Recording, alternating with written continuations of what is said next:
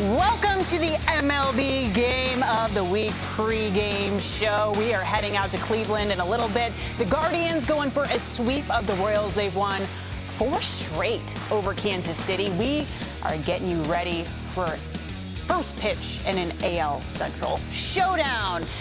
All right, here we go. I'm Sierra Santos. She is LG. Lauren Gardner, welcome back. Friend, I missed you. I know. All right, so the Guardians, they're 4th in runs per game in the AL, trailing only the Angels, Red Sox, Yankees. Not bad company to be in. No, not at all. And I think that was a bit of a surprise going into the season. We knew that the Central was going to be a tough division. Everyone was picking the White Sox. Obviously, they've been plagued with injuries. Here come the Twins. We knew that Rocco Baldelli's squad was going to stack up there, especially in that lineup with the sluggers, and pitching has gotten it done for them. But when you circle back to what the Guardians have done, Stephen Kwan has been outstanding to start off the season. A little bit cold there in the month of May, but the story, of course, Sarah, has been Jose Ramirez. Absolutely. Everything he's been doing, flying under the radar. Intentionally walked twice in yesterday's game. Terry Francona said that he is in rarefied air. I want to be in some rarefied air. No, me too. I think we are here in Studio 42. Here are some things you need to know about the MLB Game of the Week live on YouTube. Our game is streaming live all over the globe. The best part is it's free. After today, we will have 11 more games during the regular season. Be sure to subscribe to the MLB YouTube channel to join the over 3.5 million fans that enjoy our MLB content. Click the bell icon to receive notifications on upcoming games. Plus, YouTube TV subscribers can stream live and an MLB pop-up channel as well as in 4K for the first time this season for 4K plus subscribers. Now let's take a look at some of the lineups for today. LG, take it away. Hey, listen, I know that the Royals have struggled a little bit this season, but leading off, of course, Whit Merrifield. We're going to get to him a little bit later on here in this pregame show. Obviously, playing in center field, the all-star righty has actually had a pretty good go of it since he hit his first home run there on May 11th. He said it felt like it was a sexy outing. We'll get to that a little bit more in the interview. He's batting .308, though, since that bomb. Andrew Benintendi hitting second, playing left field. A 22-game on-base streak, has a .417 OBP in that span. So you look down this lineup, and it's actually sneaky good. We're going to get to MJ Melendez a little bit later in the show, too. All right, let's check out the Guardians lineup. Leading off, playing center, Stephen Kwan, who cooled off in the month of May, but guess what? The calendar has turned. It is now June. Ahmed Rosario has had hits in all 6 games against the Royals. Jose Ramirez batting third, player of the week, MLB high 51 RBI. With more on this game, let's go out to the guys in the booth standing by. Scott Braun and Yonder Alonso. Look who's back. I'm back again, we missed baby. You. Yes. Our Midwest tour continues.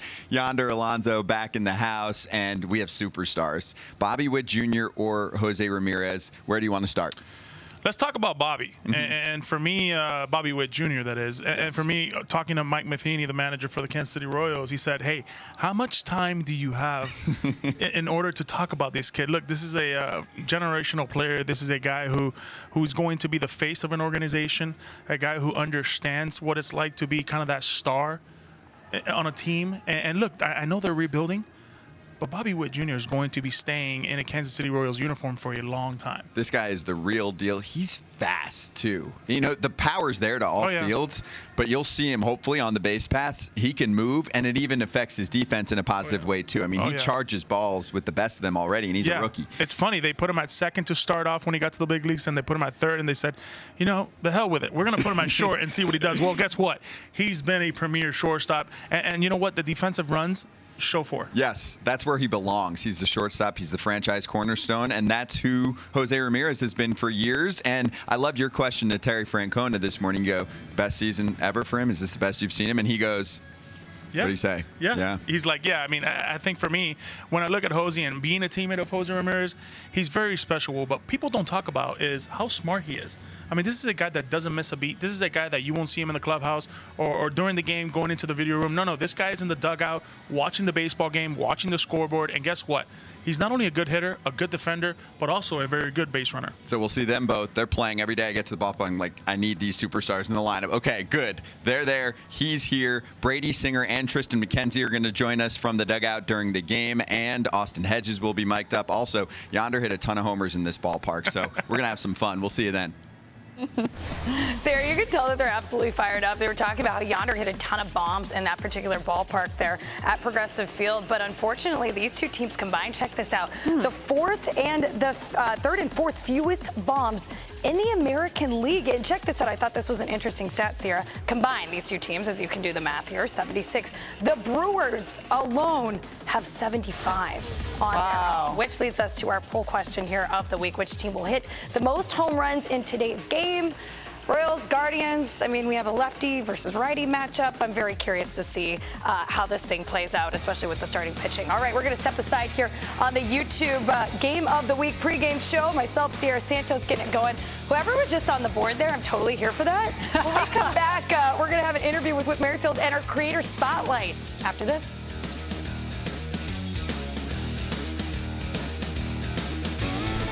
Hey baseball fans, live Major League Baseball games are back on YouTube. You'll be able to watch select live games throughout the regular season on YouTube free of charge. No fees or sign-up required. Here's how to find and watch the live games from your smart TV, computer, and phone. To watch from your smart TV, launch the YouTube app and search for MLB. Select the MLB channel and click the live game. To watch from your computer, go to youtube.com and search for MLB. This will take you to the MLB YouTube channel, where the featured game will be playing live. To watch from a phone, open the YouTube app and search for MLB. Select the MLB channel and the live game will be the first video you'll see. These games will only be available on YouTube, so make sure you don't miss out. If you are logged into your YouTube account, set a reminder by selecting the game on the MLB YouTube channel and pressing Set Reminder. You'll receive a notification when the live game starts. Watch MLB Game of the Week live on YouTube at youtube.com/MLB.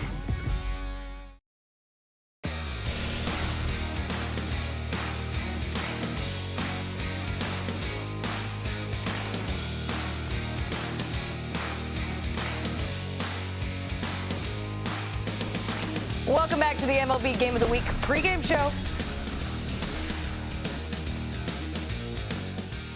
We now welcome in Royals leadoff hitter Whit Merrifield. Whit, first of all, thank you so much for joining us. We were just talking offline about the jersey that you're rocking. I love the thread. We just need to know the story behind this because we know that you went to South Carolina. I did, yeah, but I grew up in Winston-Salem. My mom, my dad both went to Wake Forest. Mom played tennis, dad played baseball. Dad still works for the university. My brother and sister went there. I was a ball boy on the basketball team when I was young. Still live in Winston-Salem, so go back to the games, and still a big Wake fan, even though I went to South Carolina. I'm also a Gamecock, but Wake runs in my blood. I mean, if you didn't wear that jersey, I feel like you'd be like disgracing the family legacy. 21, are you like, do you know Tim Duncan? I don't know him personally, no. But I got some pictures with him, and his ex-wife and was my wife's cheerleading coach from the time she was young till she was older, and who Timmy lived with when he was at Wake. They're great family friends with ours, so it's just Wake people. Wake's not a very big university, so everybody kind of knows each other. Now, you currently have the league's longest active playing streak at 517 games. Now, I know you touched on this in the past, but why don't you tell our viewers why that streak is so important to you? Well, I take pride in this is my job, and you know, I take pride in showing up every day ready to play. And it's not my responsibility to put myself out there, but it's my responsibility to be ready to play when they ask me to. So, you know, I show up and I'm ready to go, and I'm fortunate and proud that they keep running me out there. Hey, and you always answer the call. Listen, I work on the broadcasting side, and I definitely do not have that Ironman streak, so I greatly admire it because I know it's a marathon for you guys. Do you have a number in mind that you'd like to get the streak to? Well, you know, we try to work this offseason to get a 13-year deal done so I could potentially beat Cal, but they weren't for signing me till I was 47. So I don't know. I got a feeling I got a feeling it'll come to an end at some point this year. You think this year?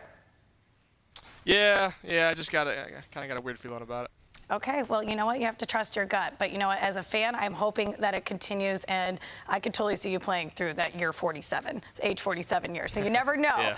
All right, let's talk about coming into the season. One of your teammates had a lot of hype surrounding him, and Bobby Witt Jr. How would you assess his performance 2 months in, and how is he fitting into the clubhouse? He's like a 21-year-old I've never met before.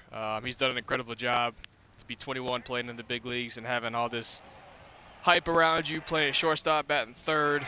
I just can't imagine, kind of what he's going through. But he's such a humble, relaxed kid that nothing seems to faze him. He takes the good with the bad. He shows up every day ready to play, and he's constantly learning. And he's got everything that you look for in what's going to be shortly a superstar and one of the best players, if not the best player in this game. Well, it's certainly a lot of pressure, and I'm with you. I'm always so impressed at the maturity and poise of these young athletes. What was the biggest piece of advice you had for him coming into this season? Well, with the COVID year and everything, last year was really his first full season of pro ball.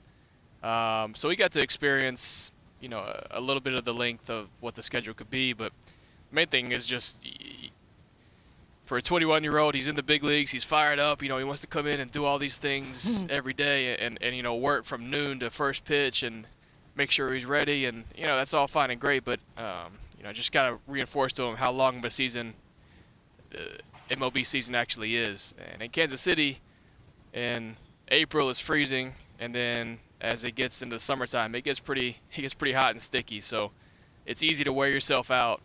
So we're trying to continue to rein him in a little bit and say, hey man, you want to be good in August, September, you got to kind of tone it down a little bit right now. And he's doing a great job of that. Yeah, that's great advice from the Iron Man himself. You definitely have to pace yourself. Like we just said, this season is certainly a marathon and not a sprint. Let's talk about you again for a second. You got your first homer of the season a few weeks back against Texas. And afterwards, I love this soundbite. You said you're feeling, quote unquote, sexy at the plate. Tell us what that meant. It kind of got spun a little bit. They asked me that. They said that one of our commentators saw me hitting more homers in BP. I was pulling balls for homers a lot in BP, and they asked if that was a conscious thing. And I said, I was just kind of feeling sexy and wanted to hit some homers. And they took that into I was feeling that way in the game, and it is what it is. But yeah, whatever. You feel sexy when you hit a homer for sure. Oh, how could you not? Especially when the weather's getting a little bit warmer, and I love the beauty of an internet search and these headlines getting spun like that. But it could be a lot worse. It could be, yeah. It could be. Okay, so we're on YouTube right now, obviously. So we have to ask you what your favorite all-time clip is to watch on this platform. I don't know. I mean, I love watching college football highlights, college basketball highlights. The Jadeveon Clowney hit at South Carolina is one of my go-tos. DJ Swearinger has some great highlights on there, and Randolph Childress, Wake Forest guy, back in the 90s, crossed up a guy from North Carolina in the ACC championship, made him fall down, and gave him one of these before he knocked a 3 in his face. So that's always yeah, I like that one. Okay, I know you have a lot of favorites, but can we be honest and say your walk-off in 2010 for the Gamecocks is one of your faves? Yeah, that's a good confidence booster. If I need a little pick-me-up, I'll put that one on. That's a good one. I caught a bunch of heat for that early on in my pro career. I was a little too proud of that moment, and a lot of my pro teammates let me know quickly that you should probably watch that in private and not so much around the guys. So I've toned it down a little bit over the years. Oh man, well, you know what? Here at YouTube, we fully endorse that. I think you got to embrace the hype and have fun and pump yourself up. But I totally understand the clubhouse culture. Okay, you had a few future major leaguers on that squad in 2010. So how much do you keep in touch with those guys, and do you still reminisce about that season? Yeah, we talk about it a little bit when we all get together. Christian, just saw him walk, and we saw him in Arizona. He's still living in Colombia, so I got to hang out with him a little bit this offseason when I went down. My former roommate Scott Wingo is now an assistant coach at South Carolina, so enjoyed going down and hanging out with him. Jackie, talked to him a good bit. He's my golf guy now. He's getting into golf, and so we enjoy talking about that. But yeah, it's just it's like when we all get together, it's like we never missed any time, never spent any time apart. So it's great anytime we can reminisce. But guys got families now and kids, and it's a little harder to get together. Yeah, then you have to adult, but I can only imagine the bond that was created over the course of that season and just over winning that championship. Real quick before we let you go, who's the better golfer? I'm the better golfer. Sorry. Thank you. I appreciate that. I needed you to flex a little bit, Whit. I know it's early, but we do appreciate it. Hey, listen, we really appreciate your time. Best of luck today, and I'm rooting for the Ironman streak to continue. All right, thank you.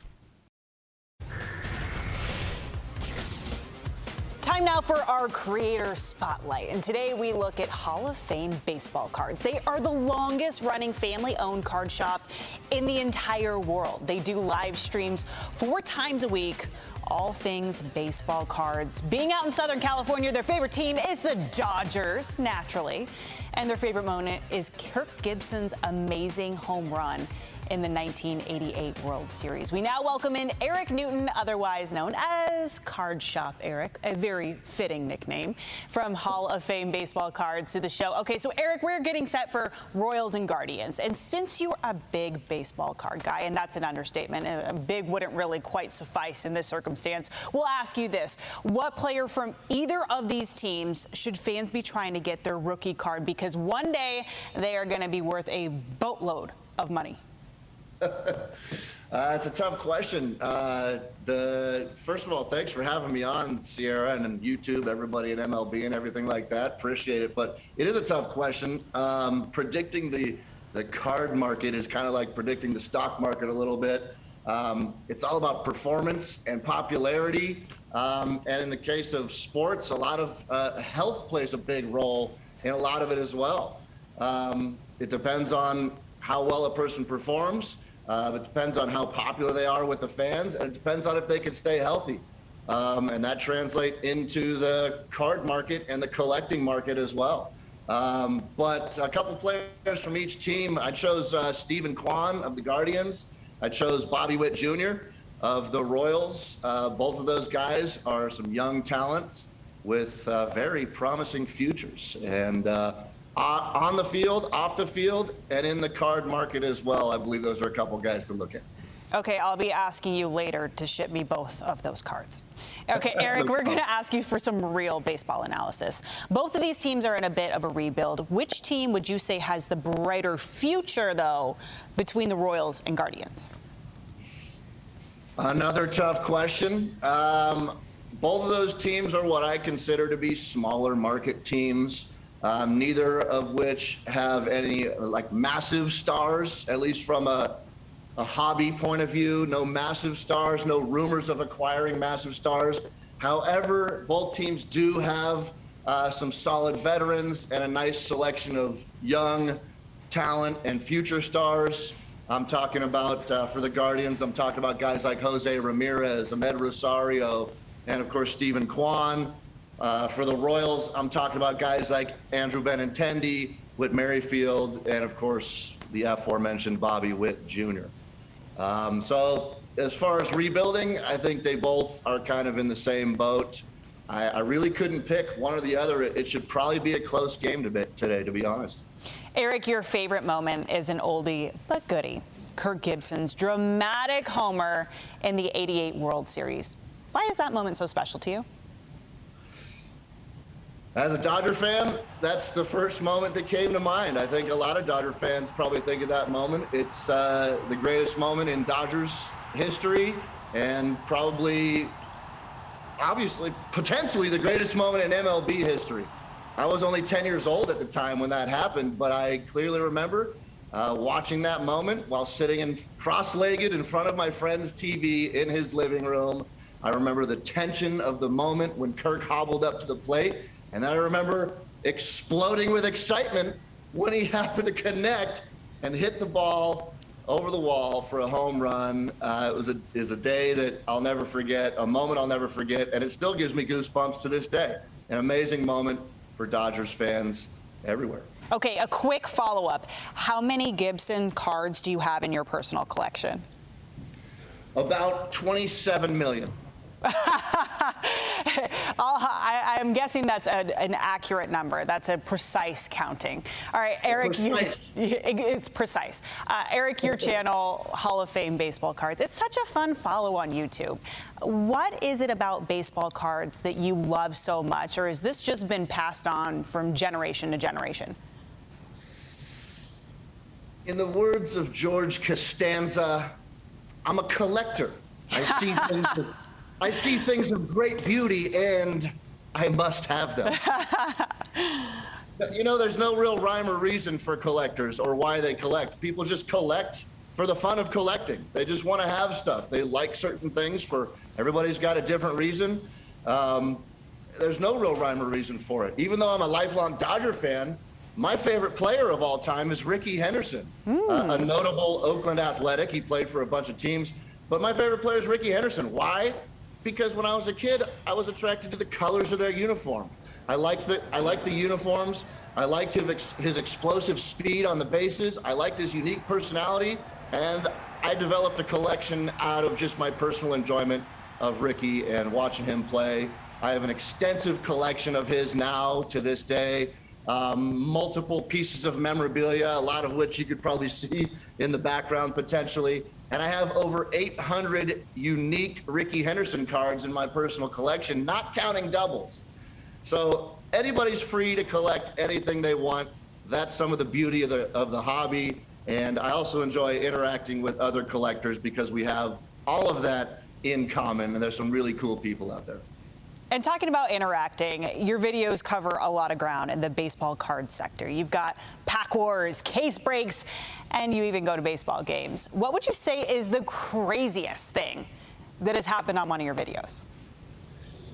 We've had a lot of crazy stuff happen at our shop in our over 41 years in business. A lot of stuff, and a lot of it was not on camera, and a lot of it happened before the internet. A lot of it happened before social media and stuff like that. But since social media, since camera footage and things of that nature, a couple things that come to mind. One of our regular collectors opened a box of Leaf, a repack product from Leaf, Best of Baseball, and they pulled a 1948 PSA 5 Jackie Robinson rookie card. What? And this was back in about 2013. The card was worth about $3,000 or so. Today, 8 or 9 years later, that card is worth 5 figures easily, somewhere around $50,000, $60,000 probably. That's a massive card. We've pulled Mickey Mantle autographed balls. We've pulled massive Mike Trout autographs. You name it, we've pulled it here at the Hall of Fame. It's been crazy. It's been a good run, and we're looking forward to another 41 years. Well, I hope you keep on adding to your Gibson collection as well and boost it to 28 million in the near future. Eric, thank you so much for your time. We appreciate you. Thanks, Sierra. Thanks, everybody. Peace. Connor Pilkington making the third start of the season in place of an injured Aaron Savali. We are going to be talking stats coming up after a quick timeout.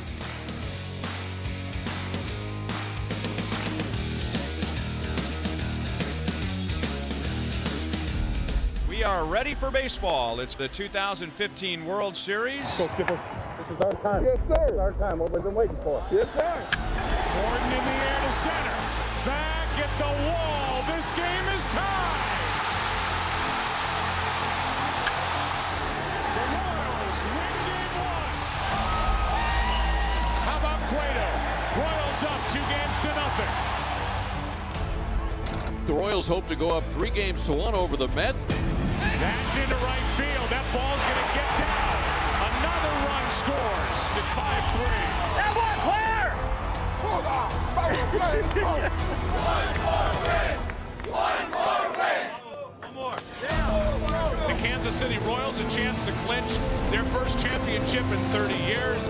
Runner coming home, and Hosmer scores to tie the game. Swinging a line drive, base hit left field, and the Royals lead 3-2. Strike 3 called. It's over. They've done it. The Royals are World Series champions.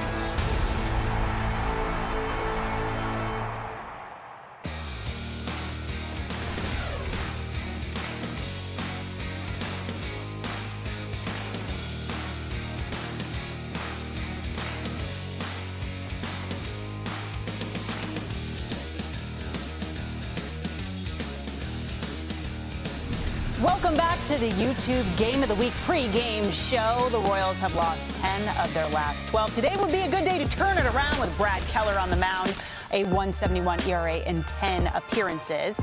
All right, so fans watching our YouTube game, you now have the choice of choosing how you want to listen. Moments before first pitch, simply click the gear icon in your player, choose audio tracks, and select either the primary broadcast or take your pick of the home and away radio calls. Each is available on your favorite device once the game is underway.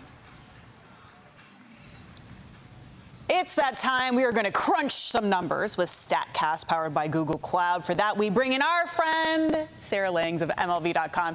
Hey, Sarah. Okay, we mentioned earlier Bobby Witt came into the season with a lot of fanfare as the top prospect in the majors. What's one aspect of his game, though, that may go a little bit unnoticed?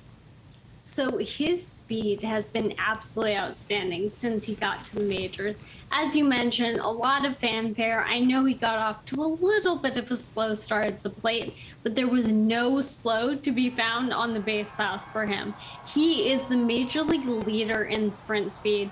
That is something where we say 27 feet per second is major league average, 30 plus is elite. His speed is elite. His average sprint speed is in that 30 feet per second range. We're talking Trey Turner. And that's the type of guy who he's competing with atop that leaderboard.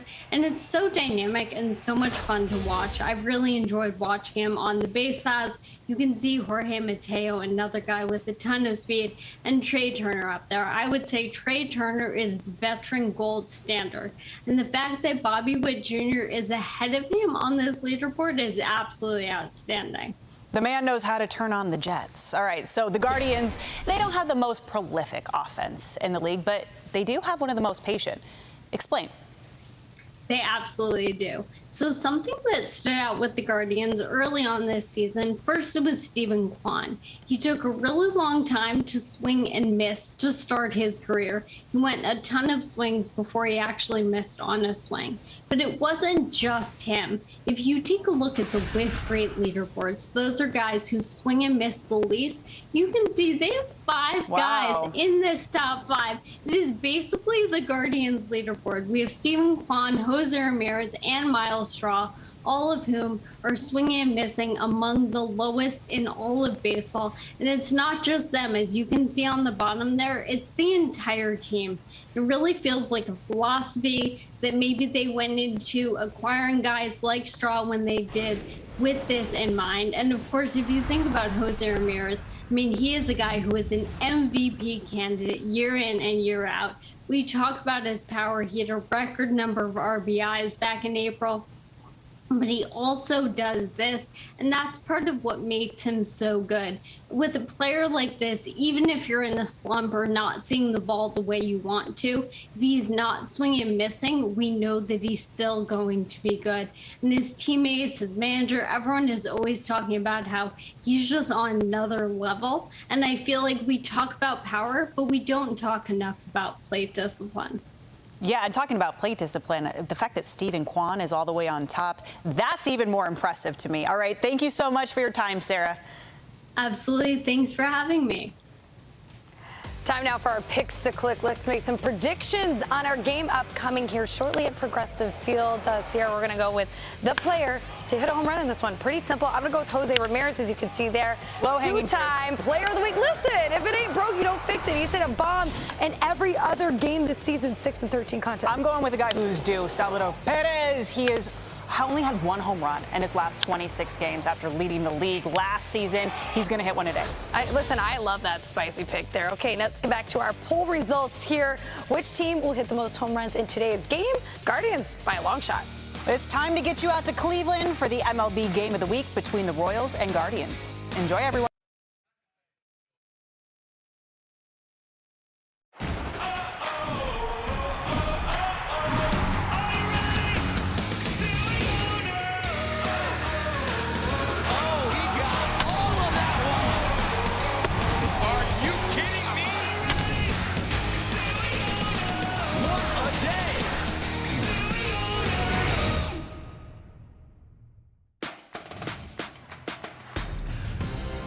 Maybe rain later, but right now, a glorious day at the ballpark. We've got a surprise ball club on guard in the AL Central, making some noise again. This is the MLB Game of the Week live on YouTube.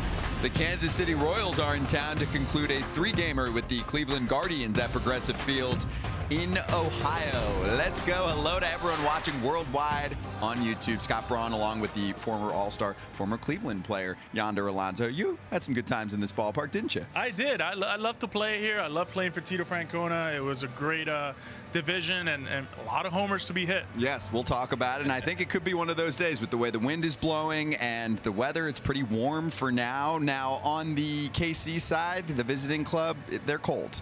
They're last place in the American League at the moment.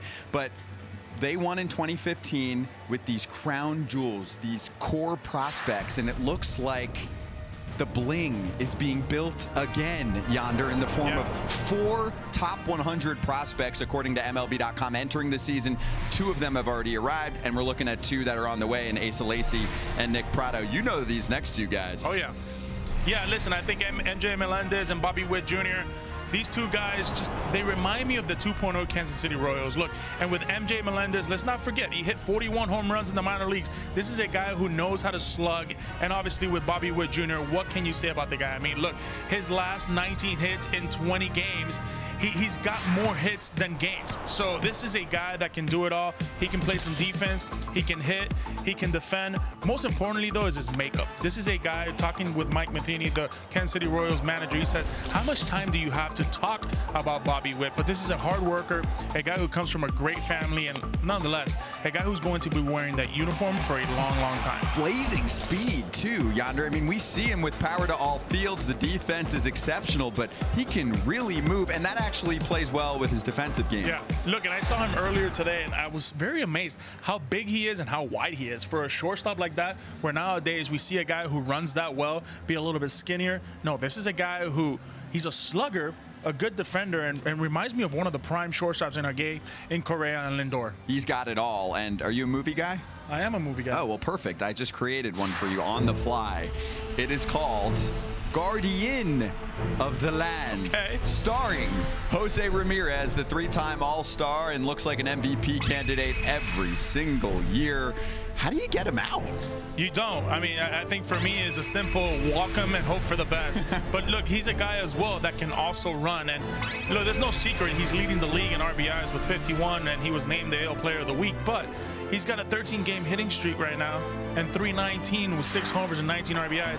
This is a guy that can do it all. But what I love about him and being his teammate is how smart he is. This is a guy that can do it from both sides. A guy that he just smells RBI situation. He's hitting over 400 and runners in scoring position. And look, he is a leader, but he doesn't necessarily lead vocally. He does it physically. Every day he goes out there, he plays very hard. He's a good defender. He's a good runner. And most importantly, he's a clutch player. And he is the man to lead the Guardians to playoff land again, because as we showed you, 5-year contract, well over $100 million, no trade clause. He is here to stay, and he brings consistency. He plays every day, too. Yeah, this is a guy that posed. Look, he's top 10 in pretty much every category.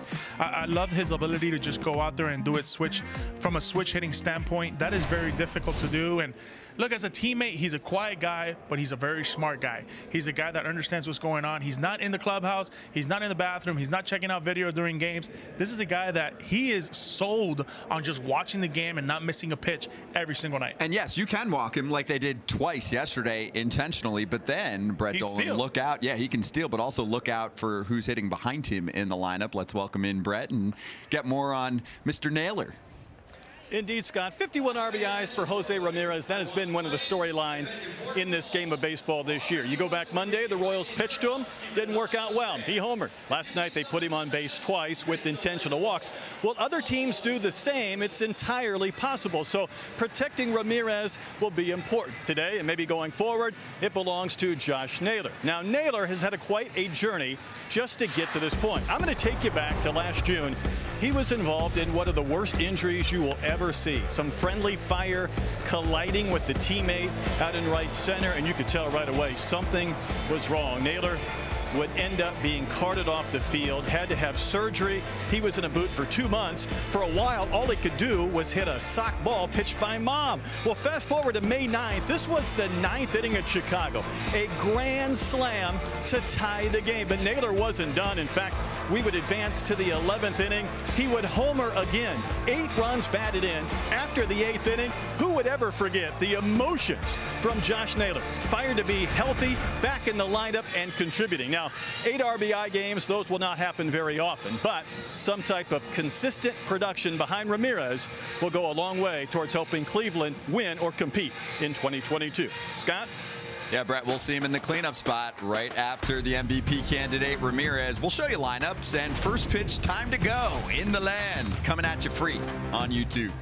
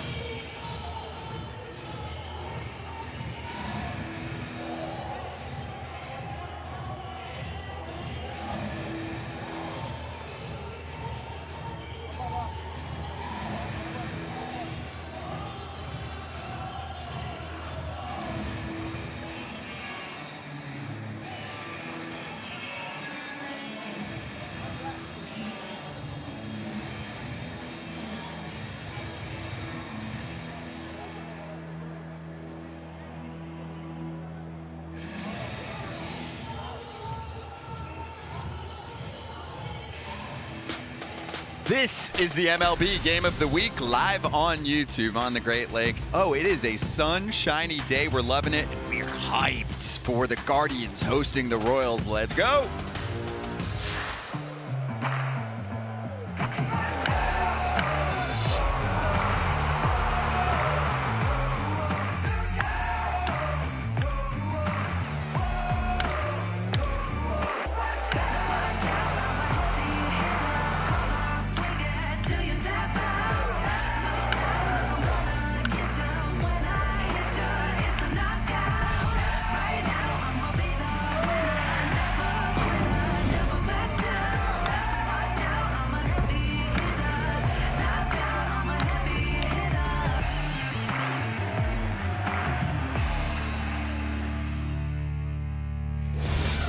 If you are new to the YouTube party, first off, welcome. We're streaming live globally. It's all free. 10 more games to go during the regular season. Over 3.6 million other fans subscribing to MLB's YouTube channel. Bell icon is there for you to receive notifications prior to upcoming games. And if you have YouTube TV like me and many others, you can stream the game live in an MLB pop-up within the channel guide. 4K if you're a 4K plus subscriber. Let's do this.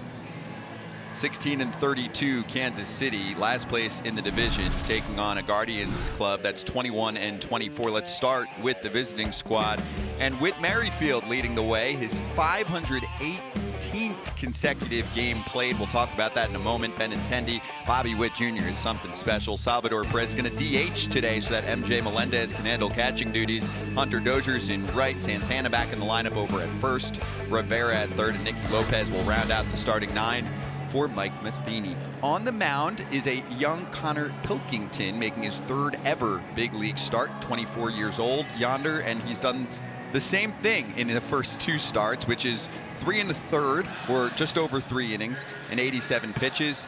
Are we going to get more? Yeah, listen, Tito wants more, right? And I think with the scouting report, this is a big kid, 6'6", lefty. And what I mean by good extension is his fastball gets on you, right? A guy that has good release point. The fastball tends to sneak up. Look, he's got a good changeup as well. Look for that fastball up in the zone with that good changeup. location is key. And talking to Tito Francona, they want more out of him.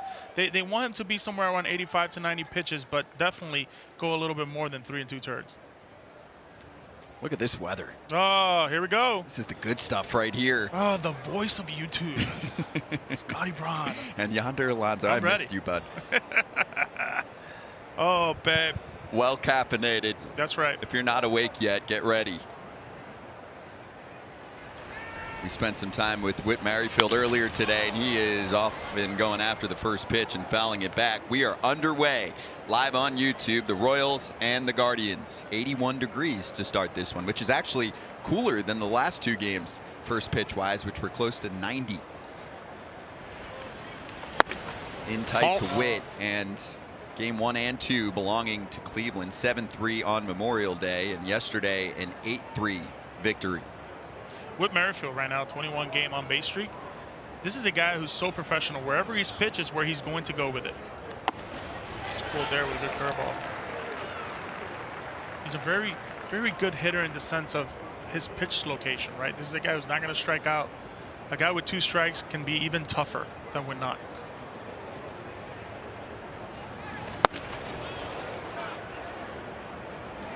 Hello. Watch your lips. That'll wake you up. You see that ball right there? Ah! Is that what you would say? That's what I would say. I would be screaming in that on home plate all the time. Look at Whit work the count full. You know, we don't see many guys choke up with 2 strikes. Nowadays, they're all about slugging. But with a guy like this, such a good hitter, he'll choke up now and bring those hands up a little bit, about 2 or 3 inches off the knob. Stays alive on the heat down the middle. Whit much better lately. Started off 141 through April, but now he's 300 plus. He's actually driven in 20 runs this month, and you can see some of the numbers in Royals franchise history. He plays, he racks up numbers, he's reliable. He's a pro. Yeah. Thought about that one, went through a little late on the decision and the strikeout for Pilkington. Yeah, he's going to work top of the zone as he was trying to do with the whole at-bat there with Whit Merrifield. And listen, his fastball plays, even though you see that 92 to 94 range, it feels like 96, 98. He's a big kid. He's got a good breaking ball. He's got a good changeup to go with it. I think for him is understanding that, hey, his stuff is that good, right? When we talk about Connor, his fastball plays more than what he may see in the radar gun. So he's just got to go out there and just contribute and get ahead on guys. Throw that fastball right down the middle and see if they can hit it. He's missing on some pitches and waking each Royal up one by one right now. At least that one was off speed. Benintendi spinner. We'll see if it's playable for anyone. Ramirez chasing, and it's against the netting. Yeah, look at it right there. Like, that's a 1-0 count right there. He challenged him. Fastball right down the middle. He was late with it, understanding that the fastball was probably going to come. This guy, his usage of fastballs are pretty high. It's a 60 to 70% fastball usage when he's under the count. So, meaning hitters count, he is throwing his fastball. So, look for the hitters to understand that and hopefully jump him. 22 consecutive games on base for Andrew Benintendi. An opposite field RBI knock yesterday past the infield on a pitch outside. He'll take what's given, and that's a strike that catches the corner, according to home plate ump Gabe Morales. That's a Connor Pilkington. Thank you to Gabe Morales. Gabe's going to be a little bigger now. It's going to be something to look after in this beginning of the game. The first couple innings, guys are going to feel his zone. And another strikeout.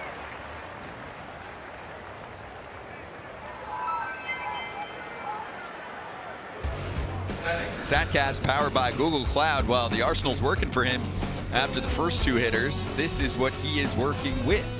Yeah, a lot of arm side right there from him. He's going to come right after you. Although it says 92 miles an hour, guys, don't get fooled. That 4-seamer plays a lot more than that. He's got a really good changeup, although he doesn't throw it as much. Look for it to be thrown 0-0 or 3-2. His fastball is his go-to bread. Here's the big prospect turned big leaguer, Bobby Witt Jr., who instantly looks like the best player on the field for Kansas City. Tops among all rookies in runs batted in with 24. Oh, and talking to some of the hitting coaches for the Royals, Mike Tozar, he is in love with Bobby Witt Jr. This kid has got great makeup. He understands what he brings to the table. It's that quiet confidence where he doesn't really want to talk about it too much, but you can just show it out on the field. Look, the first time I saw this kid, we were in the Futures game? Yes. And I was in love as soon as I saw him. Buenos dias. Good afternoon. Good night. Good night. There was a good morning in there, too, from Connor Pilkington, mowing down the side with strikeouts to start the day.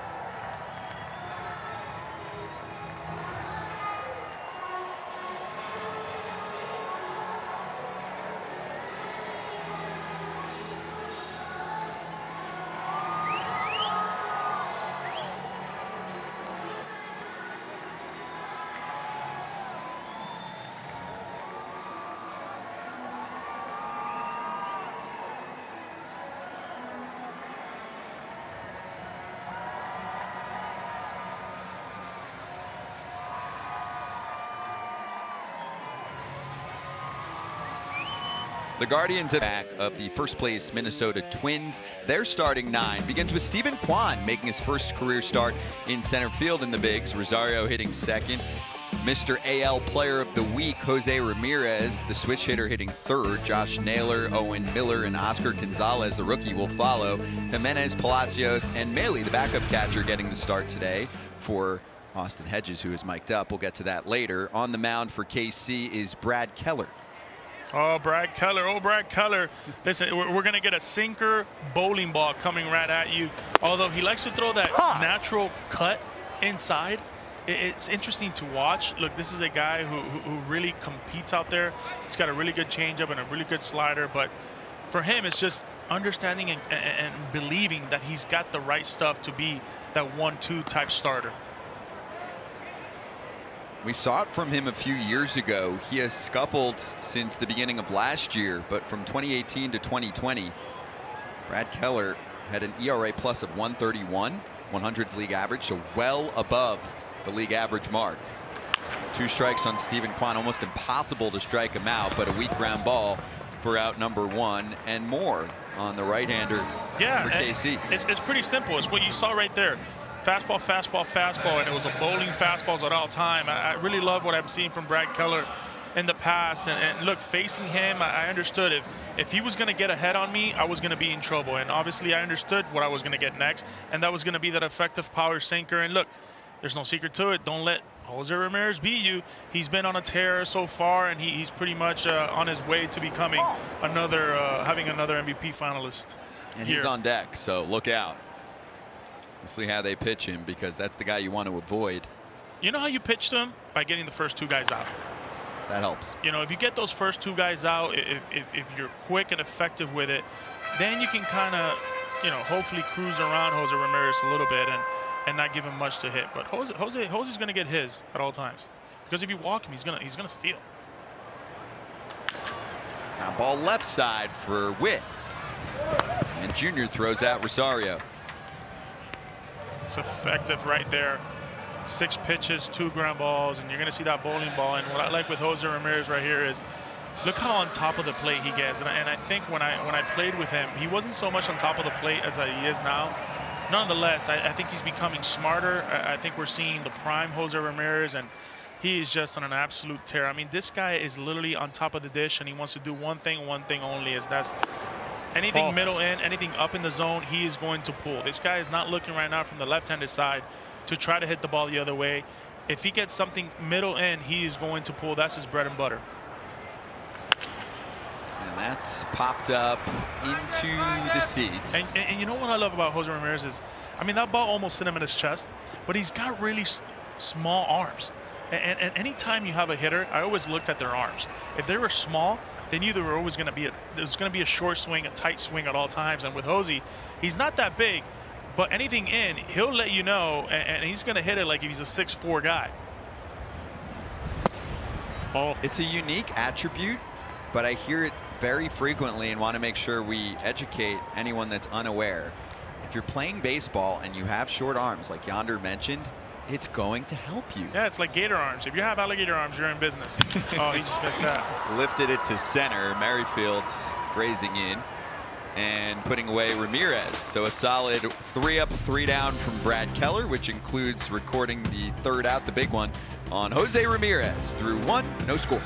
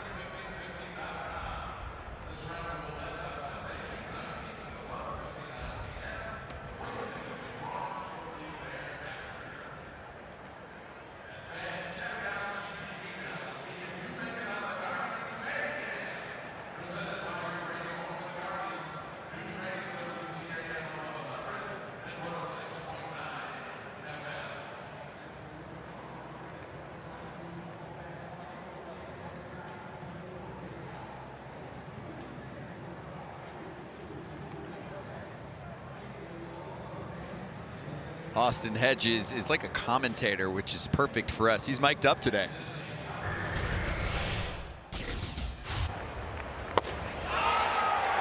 Oh! 6! He dropped a 6 on him and just punched aside. Never seen it done. On pace for 27 strikeouts. My goodness. Unreal. StatCast powered by Google Cloud. 6 meaning what? 96 miles an hour. Highest speed we've ever seen from Connor Pilkington in the big leagues. And there it is, the strikeout stuff. Sits down the side. That's a good start to the day, huh? Austin Hedges, I played with him when he was a rookie. It was a lot of fun.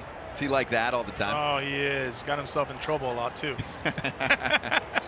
Ooh, I love that. Between innings conversations for me, please. It's great. It's absolutely fantastic. He's a beautiful guy.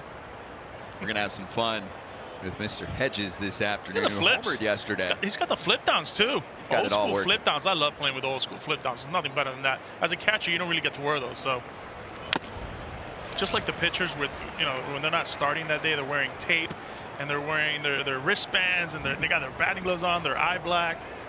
There's Hedges right there with the flip downs. Not bad. He's an accessories guy. He really is.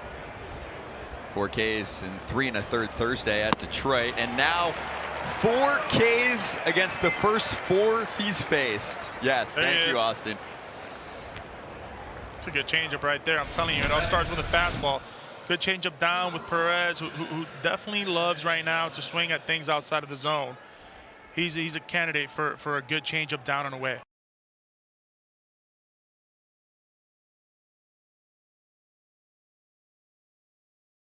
In the order now, MJ Melendez, code.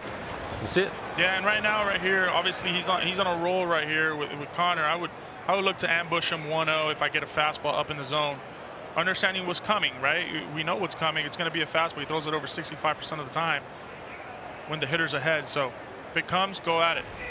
Melendez does and rolls it on the ground. It's the first non-strikeout Out number 2 in the second. The Royals are 7th best in strikeout percentage, aka they are tough to fool at the plate. So that speaks to what Mr. Pilkington has been doing so far today. Yeah, it starts with location, right? Up in the zone, moving guys' eyes. It's not necessarily moving their feet. Sometimes you just have to move their eyes. Going up in the zone, going down in the zone with a good changeup, and once in a while moving their feet. That's always accustomed to quick innings. Hunter Dozier time with 2 down in the second. Bring in some of our YouTube creators in the game commentary section. The Fireball review. Okay, which of these pitchers are throwing a perfect game today? Hey, I'm gonna ask our YouTubers, help us out, creators. Maybe a nickname for Connor Pilkington, so I don't have to say the 3 syllables. They're the creative ones. Do you have one? Pilk is the easy way to go. We'll let them do the work. Yeah. We've got a game to call. Fastball's in there to Dozier. Both starters so far getting ahead.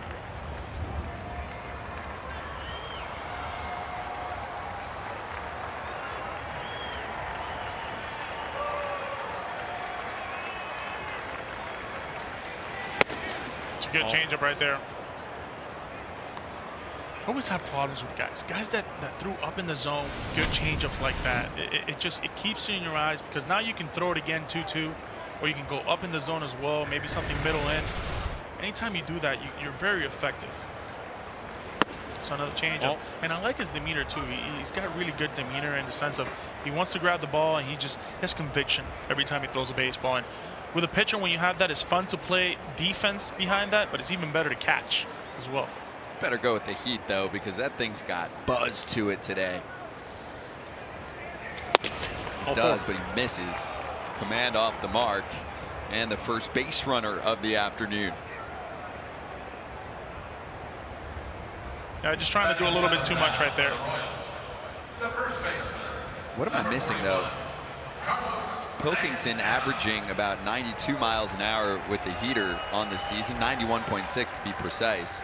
I mean, he's sitting 95 today. Yeah, you know, at times as a player and as a young player like that, you just have to turn the corner. You have to say, I'm going to let it all out, and we're going to see how long it takes me to figure it out. I think he you know, we talked to Tito Francona about it, and he said, look, he only went 3 1/3 both times out. And I think for him, it's just all about conviction and wanting to be out there a little longer and understanding that, hey, if I throw 80 to 85 pitches, I have to have a quality start to be able to go out there and have that trust in Tito Francona. Carlos Santana really searching for things right now. He does know how to take a pitch and thinks that one was too low. Yeah, Gabe will do that to you, especially early on in the game, understanding as a hitter that he's going to be a little wider. He's called so far a couple pitches off the plate and now down. He certainly has a zone that's a little bit more friendlier to pitchers, and clearly Connor Pilkington is taking advantage of that.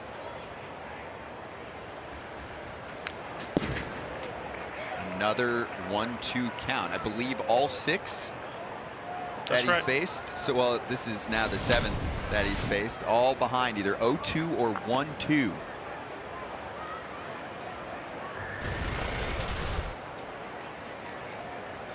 Well, Santana, when he was here with the Guardians, he totally had some great moments here. Guy who, from both sides, started out as a catcher, big name prospect. Heads up! It was coming. It was coming. Need a glove? That one was coming at us pretty slow too. Like, yeah, is that it was slow? That's bare hand catchable or no? Now. Yeah. Ball hurts. Career numbers with Cleveland for Santana. Especially look at the walks. Number 2 in franchise history. Eyes of a hawk.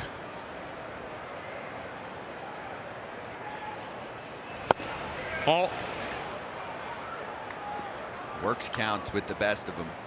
Sets a good example for some of the youngsters. Yeah, just a good hitter too all around. I mean, looking at this at bat right here, I can pretty bet you he's going to go with a changeup. It's been working for him, something down in the zone. See if Santana can make an adjustment off of that. Low setup. He stays alive. I will say we don't sugarcoat things here on YouTube. Carlos Santana is struggling this season. Yeah. And some of Kansas City's best prospects happen to be first basemen, including 24-year-old Vinny Pasquantino, who has an OPS over 1,000 at AAA. He's 24 years old, just won International League Player of the Week. And there's some free Vinny chants running around on social media these days. Yeah, and it's hard for Carlos, right? Understanding that there is that guy that's going to be coming in, and your leash is kind of coming up to an end, right? But and for him, he's still got to be a professional, and he is a professional, right? And look, he's still going to work hard. He's still going to be a leader in that clubhouse, and he's still going to be that guy where he can provide some good information out to these young guys. And he does still a lot of good things, right? He plays really good defense. He still has productive at-bats, and he's still got a good eye on the plate. So there's no need to panic so much. This is a guy that can turn it around in a heartbeat. I showed you the other name too, Nick Prado, who looks like Don Mattingly Gold Glove caliber. I'm talking about his defense. He's been up and down. And a good hitter too. Yeah, good hitter. Pasquantino leading the way on offense for that AAA Omaha squad. Pitch number 9 of the AB coming up. Yeah, I'll still continue to challenge him with fastballs. Been a little tardy, although they might go with changeup. And that is past the glove of Rosario. Got a piece of it, and Santana is aboard with a single. Those are a beautiful thing, huh? Touch your glove and still count it as a hit with a line drive like that. Should he have gotten it? He could have. That's a good short swing right there.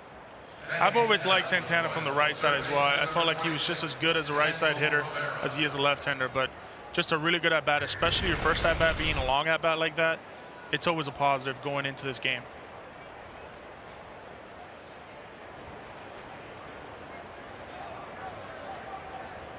Emmanuel Rivera, 420-foot blast in game 1 of this series on Monday. 25-year-old out of Mayagüez, Puerto Rico. There you go. 4 home runs this season. The average home run distance for him, 425 feet this year. That's legit. He can slug all right. Dozier and Santana on for the number 8 hitter. He might get one today.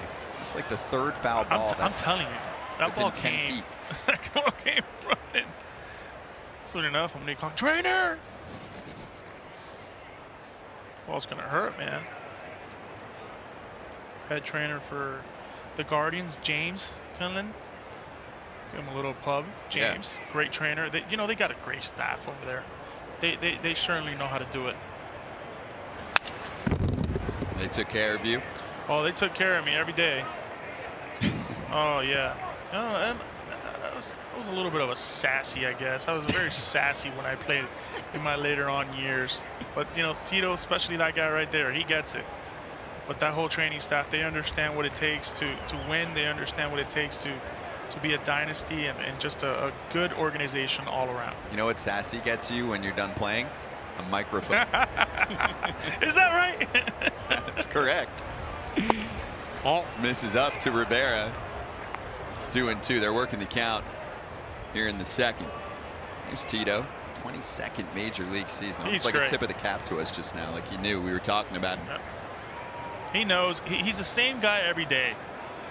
He goes out there and says what's up. Doesn't bring you into the office that much. And I think I went in there, once? Oh, it's a good changeup. Wow. Pilkington has 5 Ks through 2. Well, some of the nicknames coming through from the YouTube creators. Whole Pilk, the Pilk Man, and just simple from Dodger Films going, Dr. Strikeout. Correct.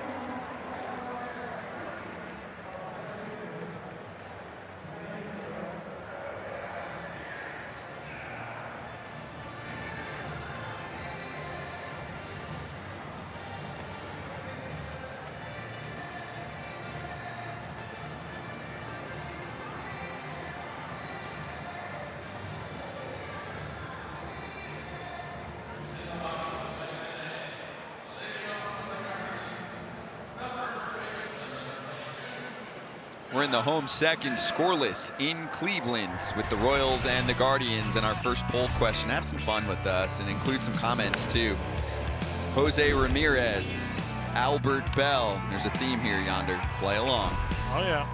Manny Ramirez, that is. And Jim Thome, one of the nicest dudes in the game. Who's the best Cleveland hitter of the last 50 seasons? This is a storied franchise. We're not going to go all the way back like Al Rosen days, but just of these four, as the first pitch is pulled over to first, and Santana is going to help handle this one for out number one, retiring Josh Naylor. Best Cleveland hitter of the last 50 seasons. Everyone can play along, however you're watching, phone, tablet, etc., computer. But I think with Cleveland, Manny Ramirez was at a younger age when he played. You know, he was an absolute monster with Boston. Albert Bell and Jim Thome obviously had great careers as well. But Jim Thome as well, they got him when he was young. I think with Jose Ramirez, when it's all said and done, I think he is going to be one of the better ones that has come out of this organization. He is just an unbelievable player, plays every day, good third baseman. He's getting better and better as his career goes on, and the sky's the limit for this guy. So is that your choice? I think I would go with Jose. Okay. Yeah. I'm between Jose and Manny, but I'm going to give it to Jose as well. All around, and I know we're talking about hitting, but the all-around offensive profile. And think about this. When Manny was playing here, he had some friends. I'm not saying Jose doesn't. I mean, everyone likes him, but the offensive support is not quite there like it was for Manny Ramirez, of course. Owen Miller, opposite field, carrying to right, and Dozier chasing it against the line, and it is a foul ball. I just think what Jose is doing right now, especially with not that much production, I think it speaks for itself of what type of hitter this guy is. I mean, look, this is a guy that in 1,000 games, he's right there with those guys, if not just better. But Jim Thome was spectacular. Obviously, Manny was Manny being Manny, but you know what Jose does that none of those three guys do is the ability to run. And I think he's going to continue to run. He's still going to continue to steal bags and score runs more than what those three guys did. So this is a game about what? Scoring runs. You got to be able to score runs. And if you're scoring runs for your friends, then you're pretty much doing something right, and you're getting on base. So I think for him, eventually, when it's all said and done, I think Jose will be at the top of that. Could be some Bermuda Triangle action. That's a foul ball that also finds grass and keeps Miller's at-bat alive. The other thing I'll say, because the OPS is not as high as the other three that we just showed for Ramirez, but different times that Thome and Manny and Bell were playing in. There was more offense back then. Ronnie, this is the way I see it. In the 21 wins that Jose Ramirez has played on, he's slugging over 864 and hitting over 358. Slugging. When they're losing with those 24 losses, he's hitting 244 and he's slugging just 442. So if he goes, the Guardians go, right? So it's not like, hey, we're going to depend on 3 or 4 guys. No, we're going to depend solely on Jose Ramirez. Miller sends that one into center from Merrifield.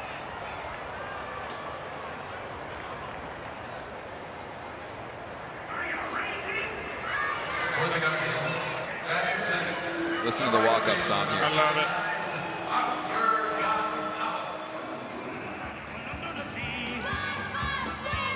Absorbent and yellow and porous is he. If nautical nonsense be something you wish. SpongeBob Gonzalez. I love it. I love a good walk-up song like that. A kid-friendly walk-up song, Brett. Well, indeed. He was asked about that the other day. He said the kids like it, and baseball's a kid's game. But, you know, he was also making friends in the bleachers the other night. Caught a fly ball with 2 outs. He flipped it up into the crowd thinking there were 3.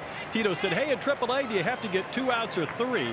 But this was a guy in his 7th year in the organization last year, led Cleveland in average hits, home runs, RBIs, re-signed, and then made his debut just a few days ago. And guys, the Dominican Academy for the Guardians was watching his first hit. They erupted in cheers. He saw the video of that after the fact, got emotional. I got emotional. It's been quite a week, isn't it? It's awesome. What a journey. And you can see, you can hear the click off the bat. I mean, he's got power. We Came across him earlier today, too. Big kid. Yeah, big kid. And the ability's there. This is a free swinging guy. They understand that, they're going to be patient with him, but a guy that can drive the ball the other way, a guy that just needs to play, right? He's a very raw player, but definitely the ability is there. The one thing that Terry Francona told us, ultra aggressive swinger. So you're going to see some of that chase that gets Brad Keller through the guards in the second. 6 up, 6 down for the KC starter.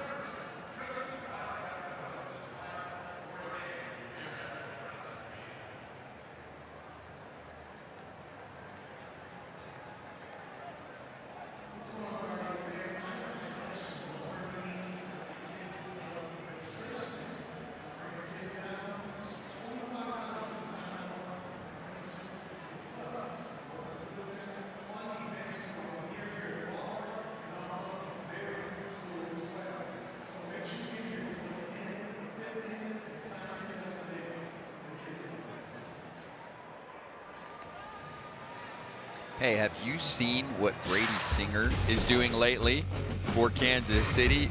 Coming back to the big league club and shining. The number 18th overall pick in 2018. Number 1 in the system entering 2019. We saw him in the 19 Futures game and made his debut in 2020. And he's joining us right now for a little hangout session. Brady, thanks so much for joining us. How you doing this afternoon? Staying dry for now. I know. What's up, guys? I'm looking at the weather right now. I don't know, but no, it should be fun. And we're showing your line against Minnesota in a win the other day. So first off, as we see your teammate Nicky Lopez lead off the third, how you feeling lately? Because the stuff looks sharp and there's more swing and miss. Yeah, I feel really good. I feel comfortable. I feel like everything's right where I need it to be. A couple of things I can improve on, but right now I feel good. I feel like I'm in a good groove. Brady, I want to talk to you a little bit. By the way, this is Yonder. Alonzo, I wanted to talk to you a little bit about your days at Florida. Yeah. And I saw you pitch against my old Miami Hurricanes plenty, and you dominated. but going to a college like Florida, the Gators, what was that like to getting you ready for professional baseball? Oh, it was incredible. I mean, Sully did a great job. It was just it was an organization, that wanted to win. That's what he kind of put in our mind from day one. We had a great run those 3 years I was there. So I think the biggest thing was just competing like crazy. It's something that I try to bring to the field every day. And then just the winning aspect. Now, talk to me a little bit now here in the big leagues with Zach Greinke. What have you learned about him? And has he, have you had a little bit of fun with him? Yeah, absolutely. He's unbelievable. I love just being around him. But I think just his preparation each day and how much he knows. He studies the game so much. You just see him, you kind of catch him sometimes just throwing balls against the wall, working on stuff. You're like, what's he doing? He's extremely addicted to the game, and it's extremely fun to watch. That's a good way to put it. Extremely addicted to the game. It's the best thing to be in love with. And also, I'll just mix in, I don't know if we'll have time for it, and there's Zach, but our YouTube creators, any questions that you have for Brady, let us know. But 2 quick outs here in the third. Pitching looking strong so far at the moment. Pilkington now facing number 2 hitter Andrew Benintendi after a ground ball and a fly ball out. Talking with Brady Singer at the moment. And any jokes? Because I know that Zach Greinke is sneaky funny too, like whether it's a text. I know some guys that have played with him, they'll still get texts from him, even like watching us on TV. He'll say something funny. he's got that style to him as well, doesn't he? Yeah, he does. Jokes-wise, I haven't seen any yet, but I think the honesty is just incredible. He'll just straight up tell you if you're not doing good or something doesn't look good. It's hilarious. I mean, it's not what you want to hear, but at the same time, it's honest and it's what he thinks. So you're like, all right, I'll take it. Straight shooter, which we love on YouTube. We're all about authenticity. First strike against Andrew Benintendi. Brady, talk to me a little bit about expectations. You guys have quote-unquote rebuilding in the past 3 or 4 years, but I feel like now the guys are here. The guys are coming, and the guys feel like it's not about rebuilding anymore. It's about winning. What is that attitude for you like, and are you taking that next step into wanting to become one of the aces here for Kansas City? Yeah, and I think we're all trying to take the next step as well. And I think something that has helped me so much is over the short 3 years I've been here is just having the experience. Every time I go out there, I learn something new, and I just learning something new. And then I think once we all put it together, I mean, I feel like we have so many good games and so many flashes, so many good things. One day the bullpen's unbelievable, the starters, the offense, and I feel like once we put all that together, it's going to be really special. Yeah. Infield knock to keep the inning going from Andrew Benintendi. You can see the throw from Ramirez, not corralled by Naylor, so we'll keep things going. I have a few questions from our YouTube creators and some others in the chat. Nick Arthur, Brady, what is the best barbecue in KC? Which is good for us because we're going to be in KC next week. Oh, there's a lot. Jack Stack's great. The other one, Arthur Bryant's. The Arthur Bryant's is something I went to when I was first drafted, when I first went to KC, and they had a line, I mean, half a mile long all the way out the store. It was unbelievable. So I like Arthur Bryant's a lot. Did you write those down? Yeah, Brady, have you had the wing pig or pig wings? I have. From how good are those? They're unbelievable. Oh my gosh. We can't keep them on the table. We get them for a spread sometimes after the games, and they're literally gone. You got to be one of the first few guys in there, or they're all gone. That's right. I like Q39.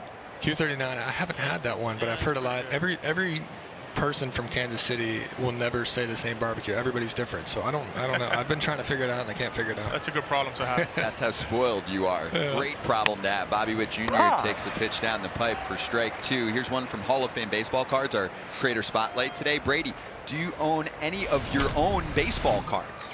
No, but I've been looking. A lot of guys in the clubhouse are collecting a lot of cards, and actually, me and Bobby were just talking the other day. They have one on eBay, I think it was, of me and Bobby, and I've only seen 2. They're a little expensive, thanks to Bobby, but I want one bad. That's the one I want. If I was to pick one card, I'd try to find that one for sure. I'm gonna try and set you up. Okay, I've got a guy. I'm gonna work on it. We all got a guy. Yeah, okay, just look for that. We'll talk in a week or so. Brady, great hanging out with you. Brother. Appreciate it. Thank you guys. Appreciate it. Witt flies out. Singer with us on YouTube. Still scoreless after 2.5.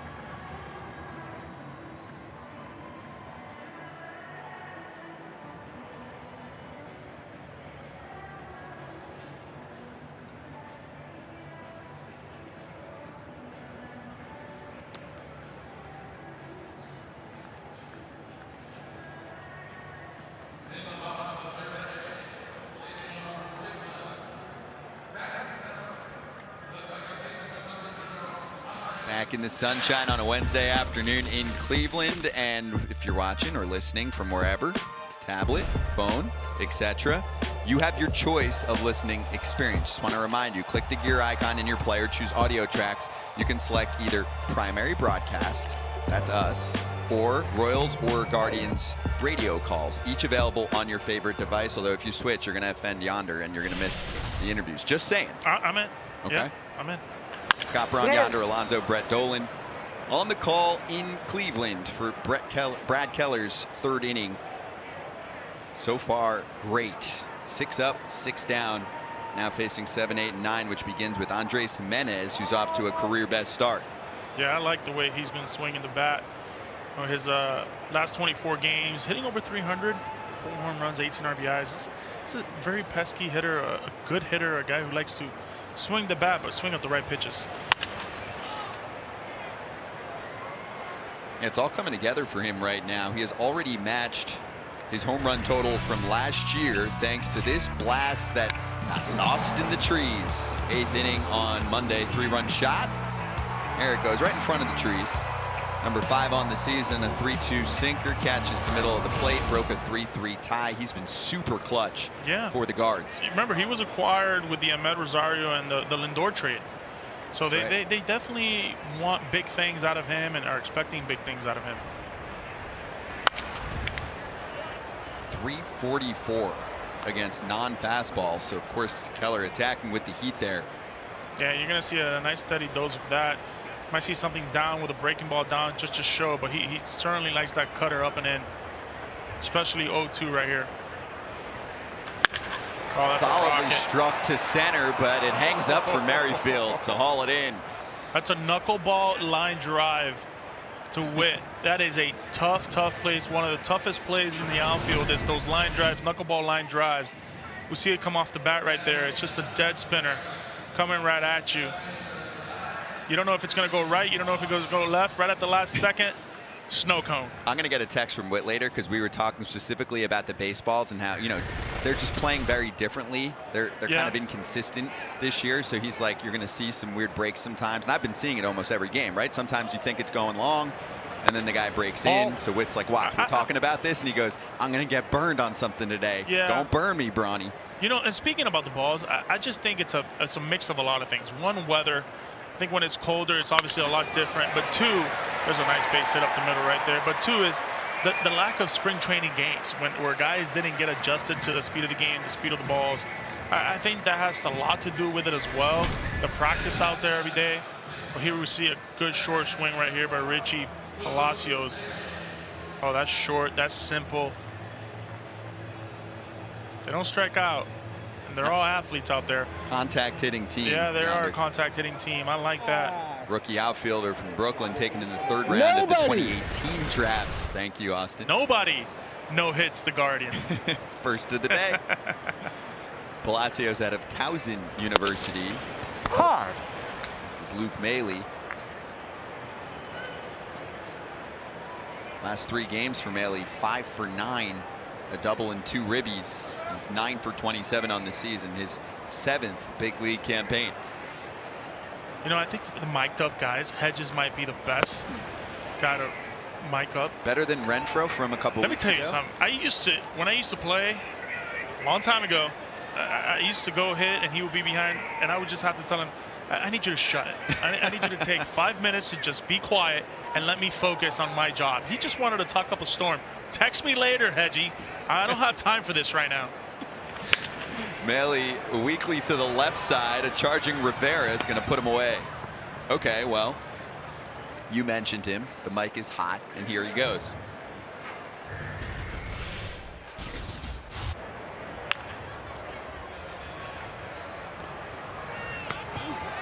Yeah, Rosie! That is just incredible. Sound the alarm. Woo woo! Good player alert. Good player alert. Woo woo woo woo woo woo. I encourage you to stick around for the post-game show because we'll have like at least 5 good minutes of Austin Hedges mic'd up, already auditioning for his post-playing career. Hedgie can do it all, man. He can do it all. Those catchers. You know, he misbehaved once with the Pods. I was a part of that. And we took his locker chair out and just put him on just a box. And he had a box as a chair for a whole week. He loved it. He loved every minute of it. You know, he missed a team dinner. It was a mandatory team dinner. He missed it, and I'm going to say it on air. And, you know, he took precaution. We told him, hey, if you don't go to the team dinner, some things are going to happen to you. Well, one of those things where, you know, we took the chair away, and he had to get, you should have seen him. He would get dressed before a game in his box chair. It was fantastic. You know, I think at the end of it, he probably kept the box chair for the whole year. He enjoyed it. He got a couple knocks, and he enjoyed it. Well, then it becomes a superstition. That was it. That was it. He's a character. He really is. We appreciate the mic'd up glory today from Austin Hedges. Leadoff man Steven Kwan, ground ball out first time around. This is where Cleveland shines. 2 out, runner in scoring position. Batting average is .291 this year, best in baseball. They certainly can do that. They can just smell it. And you know what? That's an art. When you see guys out there, you just want to do what's best. And usually those guys that have or those teams that have a good runners in scoring position stat is because they don't strike out. All 4. Steven Kwan has a unique game because he does not strike out much. Elite bat to ball skills, but he also sees a ton of pitches and doesn't swing much. It's like when he swings, he knows it's a good pitch to hit. He didn't see what he liked, so 2 on now for Rosario. Let's finish off the poll with Ramirez on deck. Best Cleveland hitter of the last 50 seasons, according to the audience watching right now, is Jose Ramirez. Jose. First pitch up the middle, and this could be business with Palacios rounding third. He'll score easily. Rosario knocks in the first run of the day. It's 1-0 Cleveland. That's just a veteran hitter right there, taking advantage of that walk, making sure that he wanted to get ahead because he's got Jose Ramirez behind him, and that's just producing with a veteran presence right there. Getting a first pitch heater right there, not trying to do too much to it. Best thing you can do with runners in scoring position to hit the ball where it's pitched right up the middle. He certainly did that and attacked and put a really good swing on it. And now you got Jose Ramirez. Where are you going to put him? First and third. No, 2 outs. He's going to be looking to do damage right here. This is where he likes to be at all times. So you're not walking him to load up the bases in a game like this, right? Hard. Austin Hedges, your thoughts? Oh, that's a bullet. Send him! Send him, Sarby!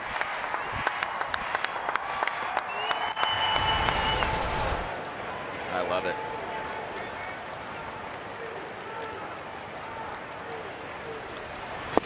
Man, they're playing with fire right here. They're trying to go in on him.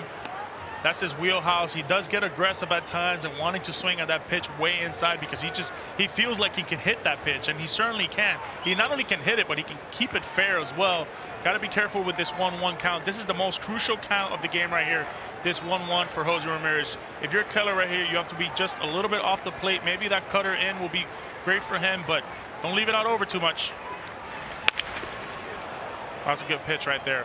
It's that cutter up and in where you want to attack him right there. It runs into your hands. Jose Ramirez right there, he's thinking he broke his bat, but that's just a good pitch. Right at the last second, it comes in on you. As a hitter, you got nothing to do but just roll over it.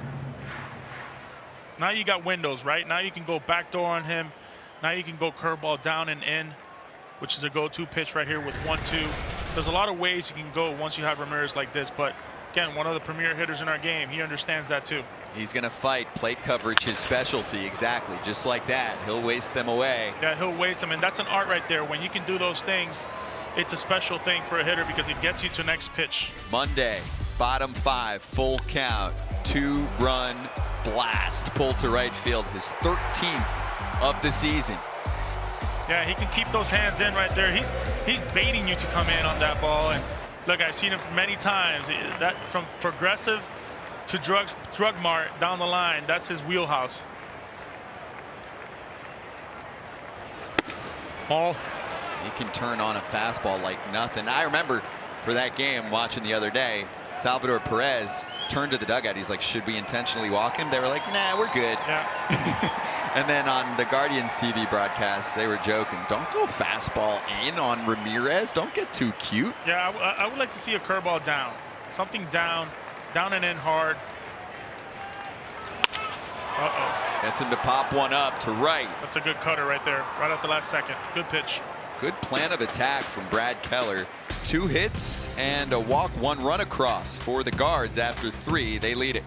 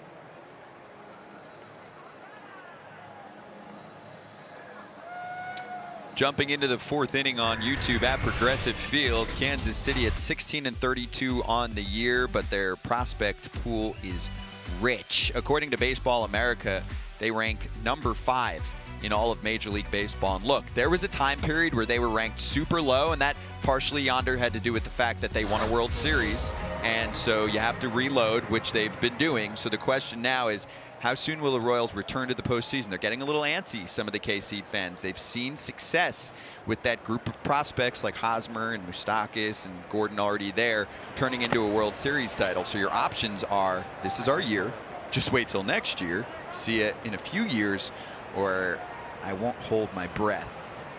Yeah, I truly believe they're a year or a few years away. You know, the problem is that once you get to the big leagues, these guys need to develop, right? Not only do you develop in the minor leagues, but you also have to develop in the big leagues. It's not that easy to just come here and have the numbers that, you know, Lindor had or Ramirez had or Tatis had or you know, Pete Alonso had. It's very difficult. So with that, there's still teaching involved in the big league level. And once you get comfortable, once you understand, like, hey, I'm going to stay here, I'm going to be a guy that they're going to build around, then you start looking for that next chapter, and that's dominating and taking care of a game. So, look, they got the right pieces. Nick Prado is Lacey. He's a guy, a left-handed pitcher who's got all the stuff. He's got all the pitches. He's got all the tools. It's just a matter of him staying healthy. But with a guy like MJ Melendez as well, he's a slugger, and he's a catcher at that. And you're not necessarily, it's hard to find catchers, good hitting catchers, and he certainly can do that with plus defense. And, you know, Bobby Witt Jr. as well, he's there, but they need that arm, right? I think when you look at the prospects they have, they need that one solid guy where, you know, can kind of take that team and teach them the ways. Kind of that Verlander, what he did for Houston. He taught the younger guys the ways. So once you develop pitching, especially in that stadium, good things are going to happen, because what's your identity? Are you going to be a powerlifting team, or are you going to be a defense and pitching team? I think for me, when you want to build and you want to build longevity and good teams, it comes with pitching and defense first, and then hitting. Big cut and a miss from MJ Melendez. So I'm going to get an answer from you yonder on which of the 4 options, as the poll is officially open. Let's get Brett's thoughts first. Well, guys, your conversation reminded me of what we talked about Tito Francona and Mike Matheny today. Tito talking about his young team said, we're asking guys to compete. They're trying to survive.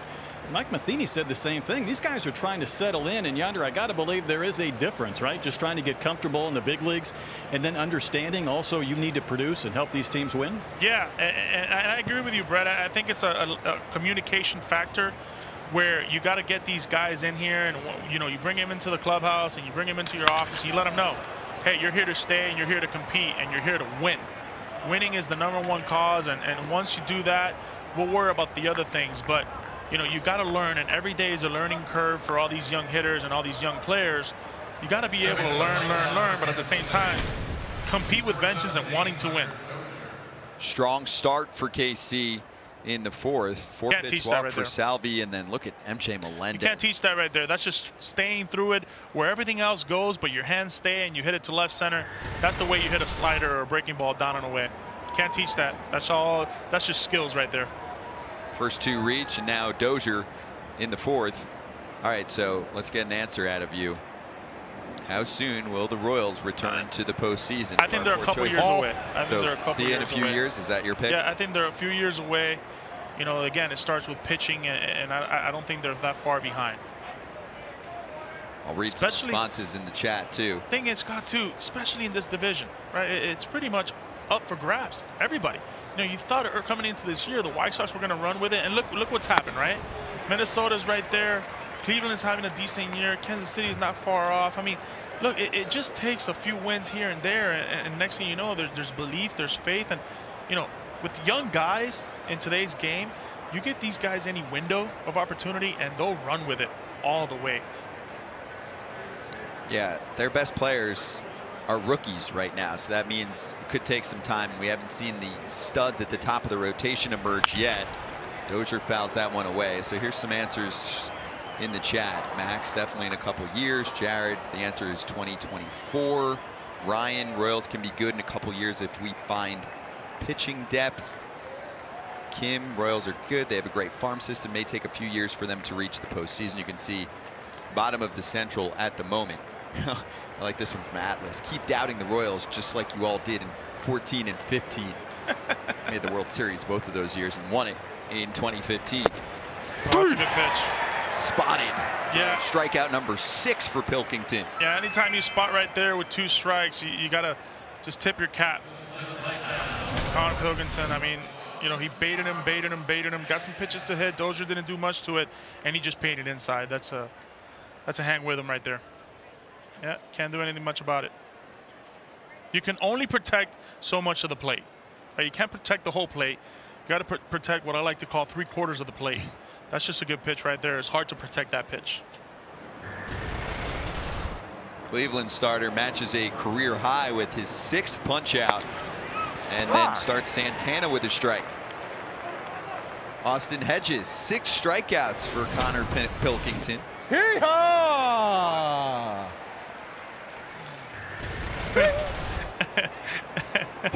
You know what reminds me of that? When he was behind the plate and something like that would happen, that's exactly what you would hear from him. It's lofted foul off the bat of Santana. He has sound effects. Oh, he has sound effects right there. He loves to talk. I wouldn't be surprised if he would be catching Gabe Morales the home plate umpire tonight. Can you just be quiet for a little while? Just please be quiet. He just doesn't stop. Look at him. Happy-go-lucky. He's so happy. Accessorized. And he's really the, you know, if it's you, me, and Brett, the 4th member of our team today. He really is. I love the quick turnaround on the sound, too, from our crew. What another changeup right here. 0-2 changeup right here. Once again, maybe get a ground ball to Hosey for a double play. Santana singled first time up. Hot. Trying to overthrow it right there. Right at the last second, getting on top of that index finger right there and just trying to really power through down and in right there.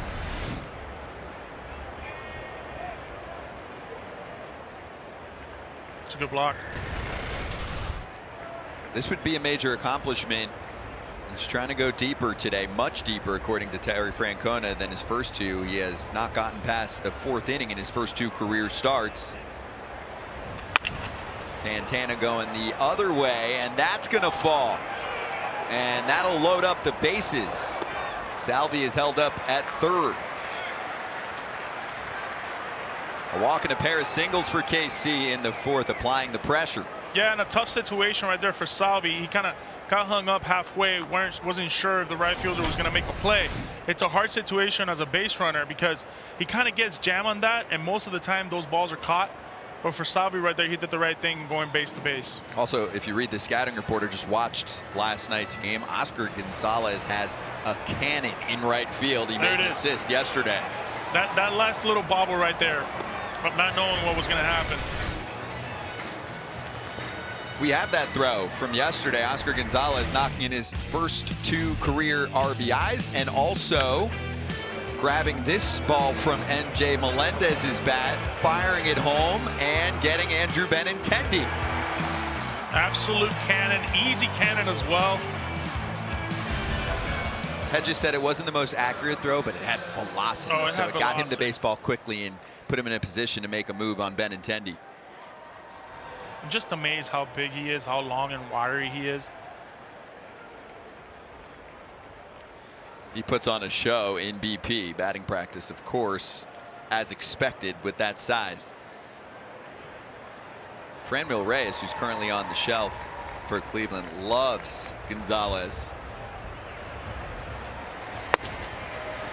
Strike 1 to Emmanuel Rivera. It's a big spot here for 6'6" left-hander Connor Pilkington. 3rd round pick out of Mississippi State in 2018. Yeah, you certainly want to strike out here, but you definitely want to minimize. You want to get something down, hopefully a ground ball. Rivera swings through the fastball. This is the situation right here, though, for Connor, where he wants to minimize, he wants to get a ground ball for a double play, but if you have him 0-2, then you want to put guys away. So everything changes pitch by pitch, but now you have to understand this is the most important pitch of your day right here is to execute and not waste it. You got swing and miss on the changeup and the slider. Those are the strikeout pitches.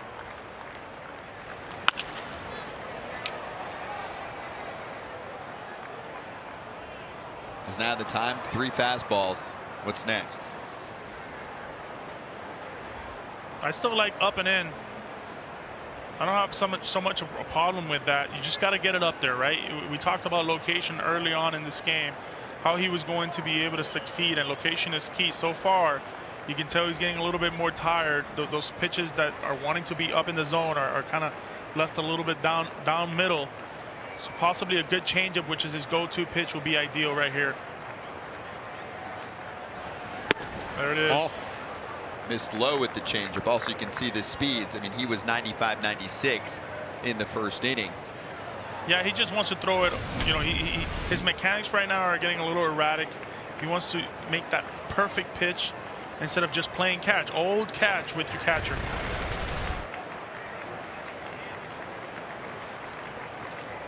He struck out Rivera on a changeup first time around and tipped back into the glove for his 7th K of the day, a new career high. Yeah, he slowed everything down, didn't try to do too much, and Austin Hedges certainly loves it.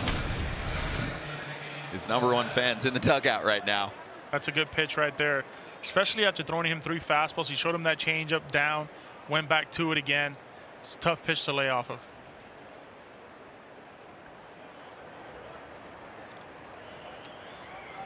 Connor, spelt with a K, presents to you a K. That was a little bit dad joke status, but we'll give it to him. Bags full for Nicky Lopez, makes contact. It's to the right side. Jimenez is going to put him away, and look at Connor with a K. Wiggle out of a bases loaded jam. A couple strikeouts, gets the ground ball he needs. Mid-4, guards up 1-0.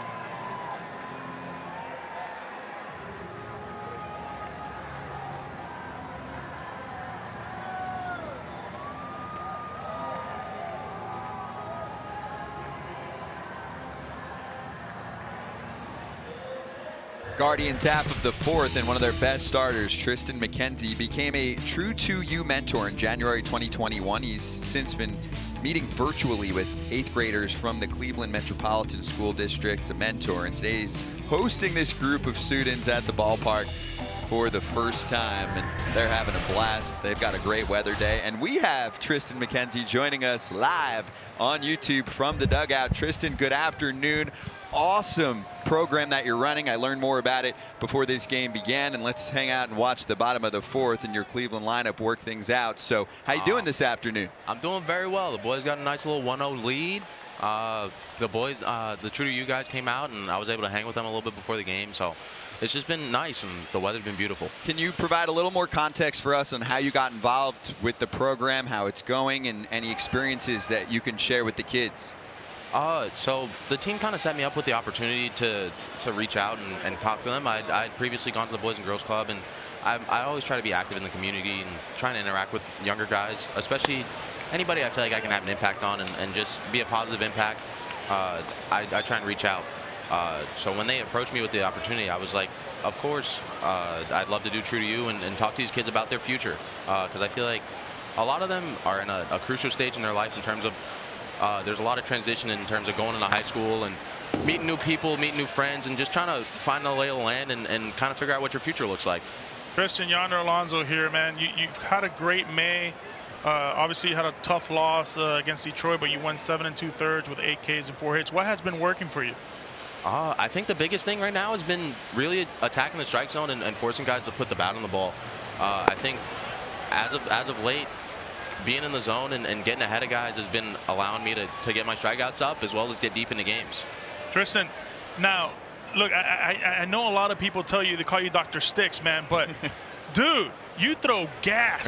Like, Thank you. When did that come? When was it that you like, all right, man, I got 95, 96 in the tank. I can put people away with my heater. I feel like I've always used my heater as my strength. I feel like I didn't really start throwing hard until later in high school, especially like after I got drafted.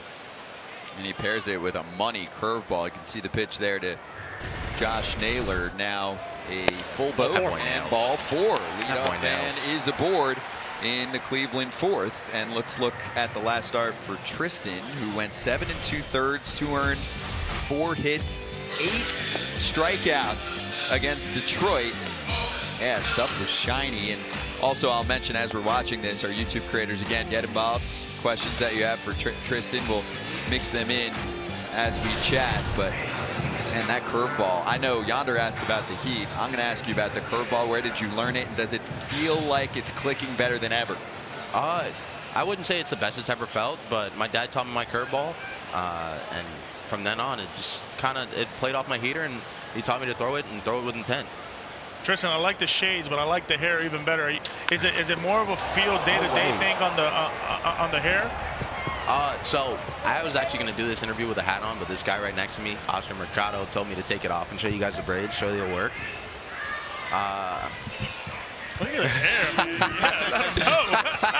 He told me to flex a little bit. I recently got them done, and they look crispy, but I like to hide them under the hat. They are crispy. They're awesome. No, tell Oscar, good move. Great coaching on the interview there. And let's have a look at Santana getting a hold of this baseball and then going for second. Naylor looks like he might have pulled up in a tough spot. Yeah, we can see Josh Naylor going down. You know what that is right there? Tristan knows this. That's sliding on a day game. That's going to hurt your booty.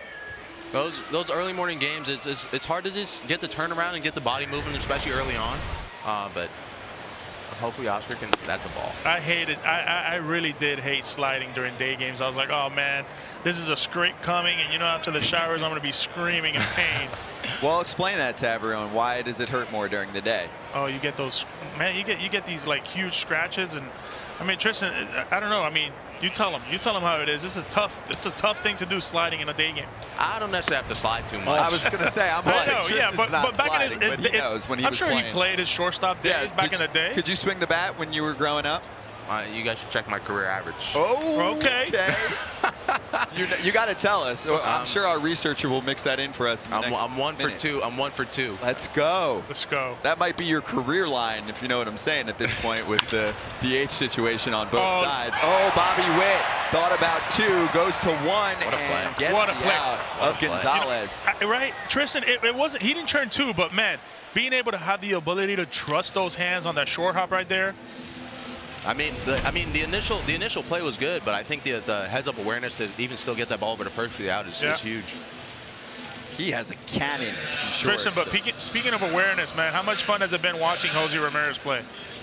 I don't think I could say enough about the guy. It's a pleasure to just come out here and watch him do what he does and look like it's nothing. I feel like he's just out there enjoying the game of baseball, and it looks like it almost comes easy to him because he just goes out there, he has good at-bats, he plays the field really well, he makes plays for you. And it's a comforting feeling when you're on the mound knowing that guy's in the lineup for you. So, Jose, for the guys that don't know, Jose Ramirez in the clubhouse, he loves to play Mario Kart. Tristan, has he gotten a chance to play with you? So I stay away from him in Mario Kart because I don't want to get embarrassed. what I do try to play him in, we play MLB The Show occasionally, so we might start mixing that in. Nice. Yeah, I heard he is just a walking cheat code, and I mean that in a positive way. He just knows all of the shortcuts on Mario Kart. Hey, Brett, want to get in there? I do. Hey, Tristan, you mentioned your dad and swinging the bat. Your brother TJ is at Vandy. He's a hitter. How often do the 2 or 3 of you guys just talk shop, talk hitting, or pitching? Honestly, a lot. Maybe not pitching as much. That's kind of me and my pops, but I definitely talk to my brother about his bat. Attaboy, G. There you go, Andres Jimenez dropping one into center, and Owen Miller will score the second one. Just a short swing. He didn't try to do too much with that cutter right there. Trying to hit it where it's pitched.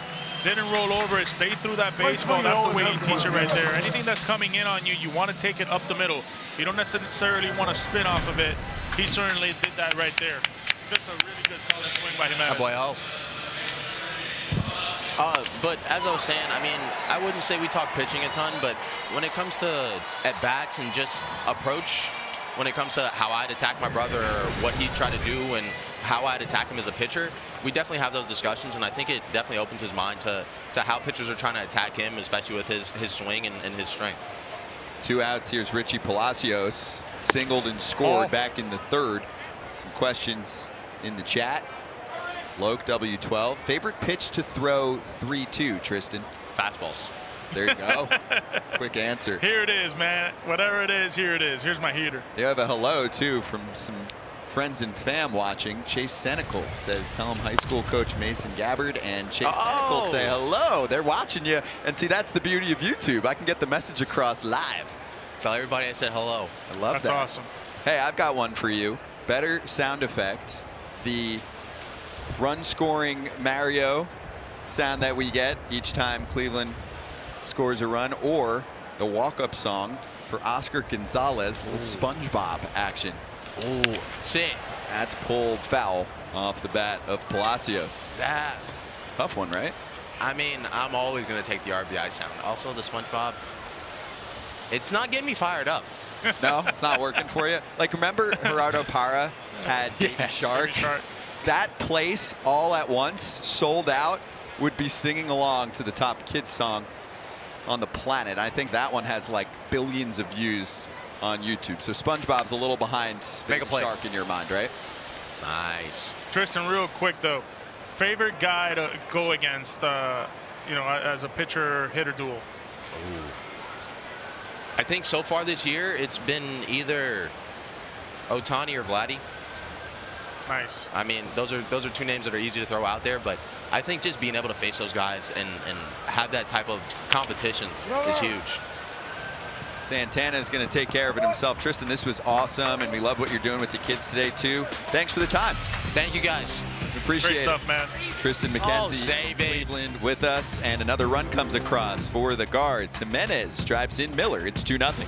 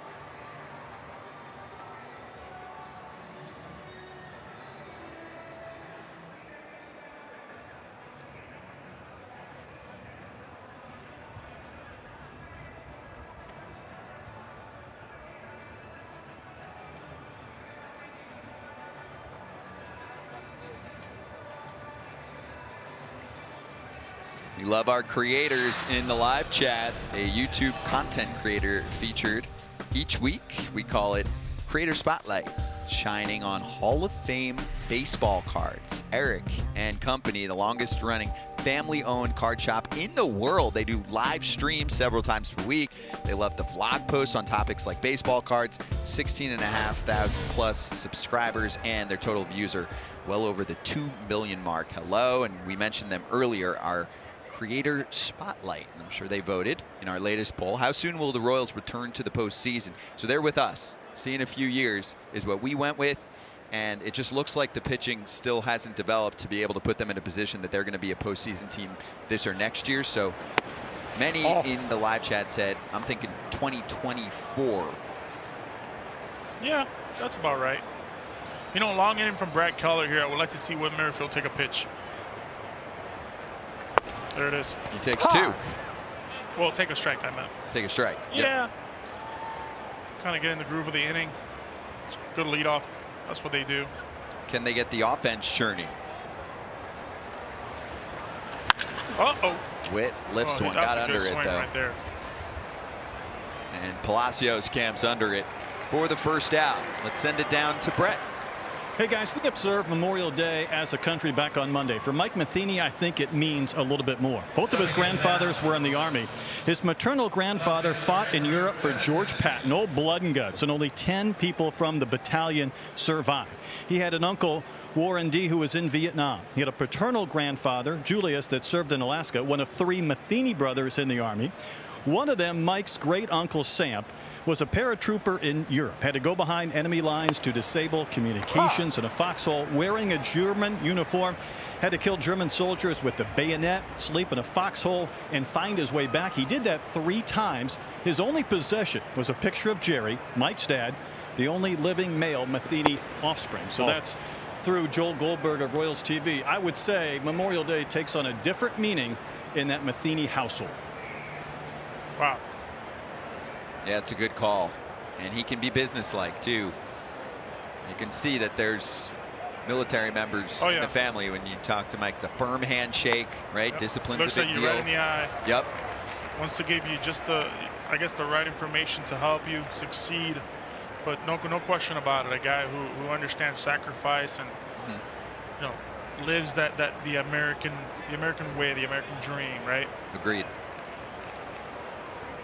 Benintendi, and he finds the open space through the left side. Second hit of the day for Andrew. That's a fastball out over the plate, not trying to do too much, just staying with it, trusting his mechanics, understanding that he can't slug him, right? He's got 2 strikes, he's got to protect at all costs, but taking what the pitcher gives him and using that hole on the left side. Oh, that's called right there. That's a Tony Gwynn special. Yeah, there you go. I don't know if shifting Andrew Benintendi, especially with 2 strikes, is the move. It take what is given type of guy. He's had a hit like that. You know, and those are the rally. And Scotty, those are the rally starters. Those are starters with 2 strikes where you're 1 out, you got him on the ropes, and boom, hits a base hit the other way to beat the shift. Now you got one of your premier prospects and premier hitters in the game when it comes to slugging. Don't hang anything now. This is a good pitch right here to double up on that changeup. 2-0. He might go with that fastball, but he's been faltering with location with that fastball. It'll be kind of good to get a young hitter to chase, maybe possibly in a 2-0 count. Pilkington's first time in his career working in the 5th. Gets the call on the corner. It's a thank you, Gabe. Yep, been a few of those today. Down and away, he can't do anything with that. The only thing he can do, and that's what I like about Bobby Witt right here. He knows it's a strike, but he can't do anything with that, especially being a 2-0 count. That's I guess a mature way of hitting. Is it a strike? It was for Gabe. Yeah. That's not.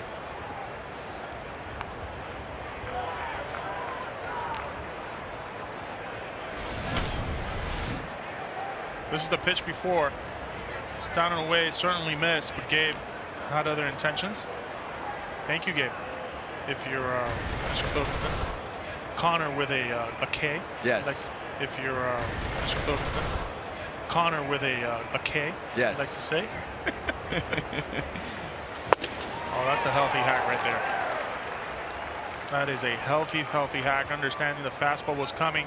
He hasn't really thrown him anything else other than the fastball, and that's a Bobby Witt time right there. He just missed it. More often than not lately, that's damage. Yeah, he wanted to tie this ball game right here. Not 3-2. He likes to throw that changeup, but I think he's coming with that fastball. Possibly up and in. Got him. Similar spot. Challenges him with the fastball. And his fastball just plays, huh? Wow. Everything has been underneath for these Royals hitters when they're missing on that fastball. As you can see, they're missing by an inch, 2 inches at times, meaning that fastball is playing up. You know, although it says 92, 93, it does play like 96, 97. He's got really good extension and really good ride. When you have that going on for you, it's all about challenging the hitters. 8 Ks today for Pilkington. 17 swings and misses. Yeah, and we're getting to that pitch mark at 86 pitches.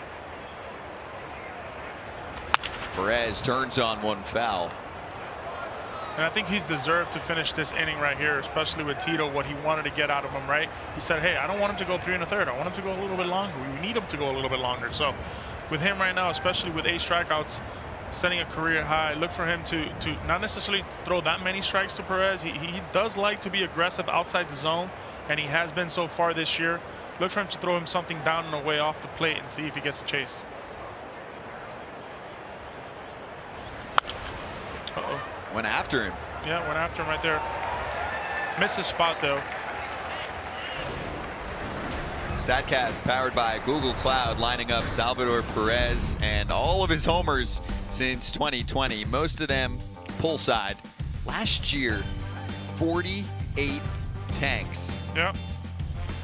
Most among catchers. The other guy, you know who that was? 1970, Johnny Bench. That's right. Put an incredible year. Not only did he hit homers, but you know he drove in over 120 RBIs as well. Led baseball, 121 runs driven in. All-Star Silver Slugger, 15 World Series MVP for KC. I mean, he's done it all. All. This is what you're talking about. We're ready for you. Catch me if you can, said Johnny Bench, and he did. 48 last year.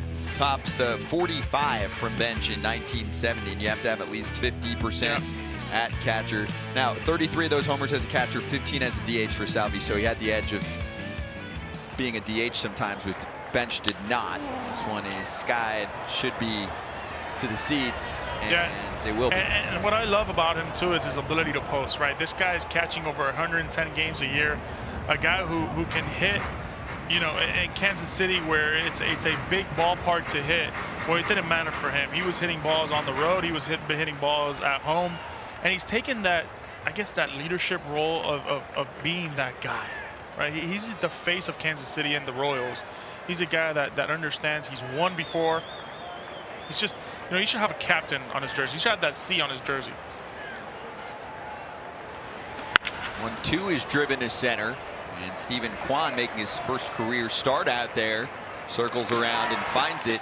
And that's going to sit down the side in the 5th. Royals still being held scoreless by Pilkington and Cleveland.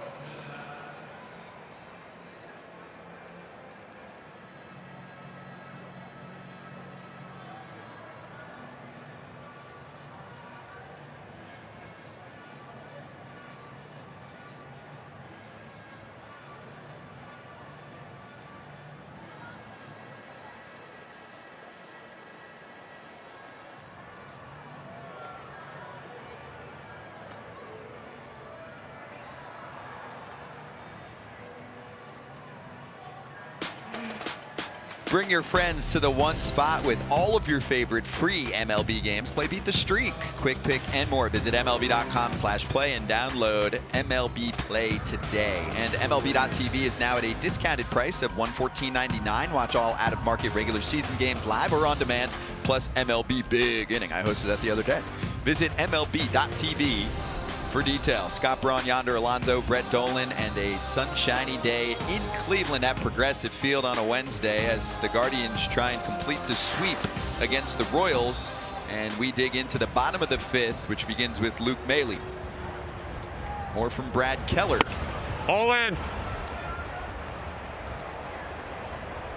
Keller's coming off a start on Friday at Minnesota, gave up a career high tying 11 hits, 6 runs in 4 innings. It was like 2 good innings, and then that was sandwiched between a lack of command, and there's the line. It wasn't the walks, I mean 2 walks, okay. It was lane pitches up over the middle in the first and 4th innings, and 2 of those pitches turned into home runs, including a 2-run shot from Jorge Polanco in the first. Funny story to that, I'll tell you after this pitch. So he missed. It was middle to Polanco, and I was watching the Royals TV broadcast. It was like a 90-mile-an-hour changeup, didn't move much. Rex Hudler, as the pitch is coming, before contact, goes, oh, like that's getting destroyed. You can see a former big league hitter who, if he was hitting, is salivating.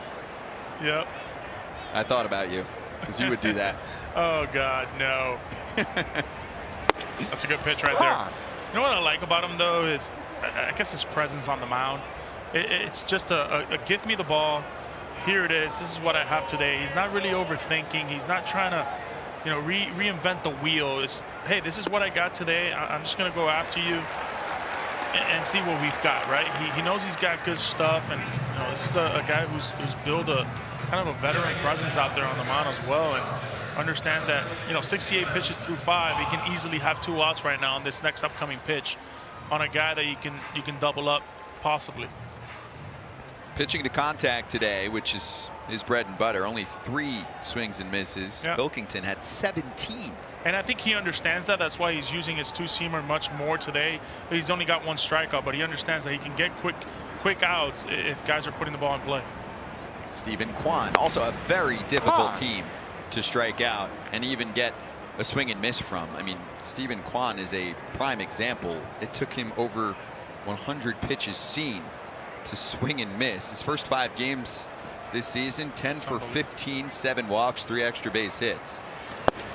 Scott, I was swing and miss in batting practice, let alone in a game. We're talking about a game, not practice. Here, I'll give you the line for Kwan. Most pitches seen without a swing and miss to start a career, 116. My God. That is ridiculous. That's for a player to debut since 2000.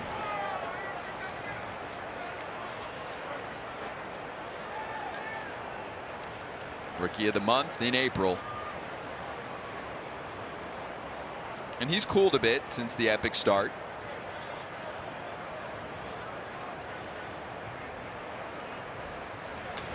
Into center, and that will drop. Fielded by Merrifield, and 2 on to start the home 5th. Back to Brett. Well, Scott, when he swung and missed, it was actually a foul tip that went in the glove, and that counted as a swing and a miss. That was the first time. And the other night when he tripled against the Royals, remember he had that great start against Kansas City. He was 10 for 14 with 5 walks against Kansas City pitching, so it continues to increase. He loves facing these boys in blue.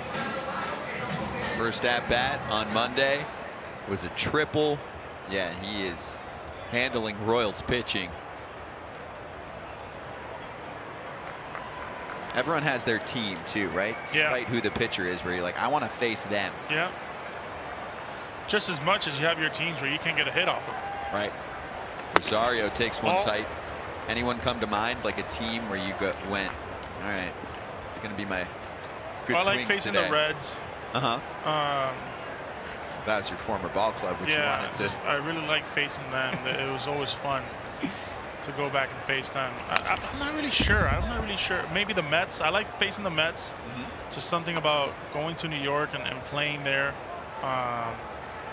But yeah, then I have my teams where I just hated going there. You know, I hated going to San Fran, playing the Giants. That was always a tough place to play.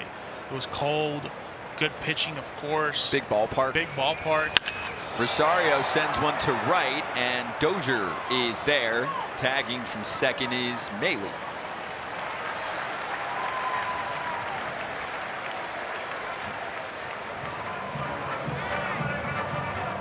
One out. Here's the big man. Not literally. Jose Ramirez is listed at 5'9", and we know how you baseball players list your height. Toes. Exactly. I saw Ramirez today. It makes it even more impressive. And you said he's not even a weightlifter guy. Like he's not he doesn't pumping lift iron. that much weight. How does he have so much pop? You know, I think it's just his strength and his arms.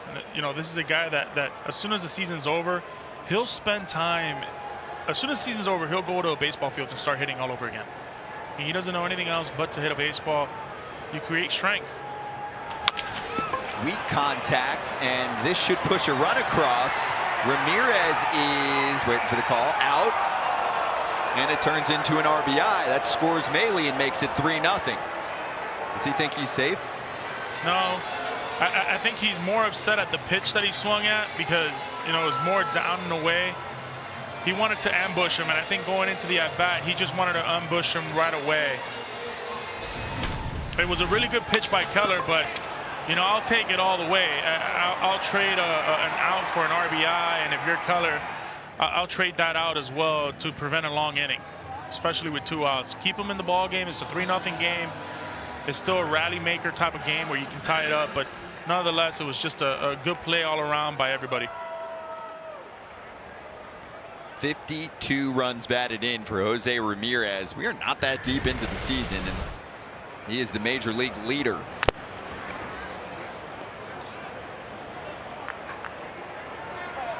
That was a healthy hack by Naylor right there. And it's funny, both of these left-handers right now in runners in scoring position, and even Rosario has jumped on the first pitch. It might be something that they went over early on in the game, understanding that he wants to get ahead, especially when there's runners in scoring position, especially with his fastball. And these guys have been all over it.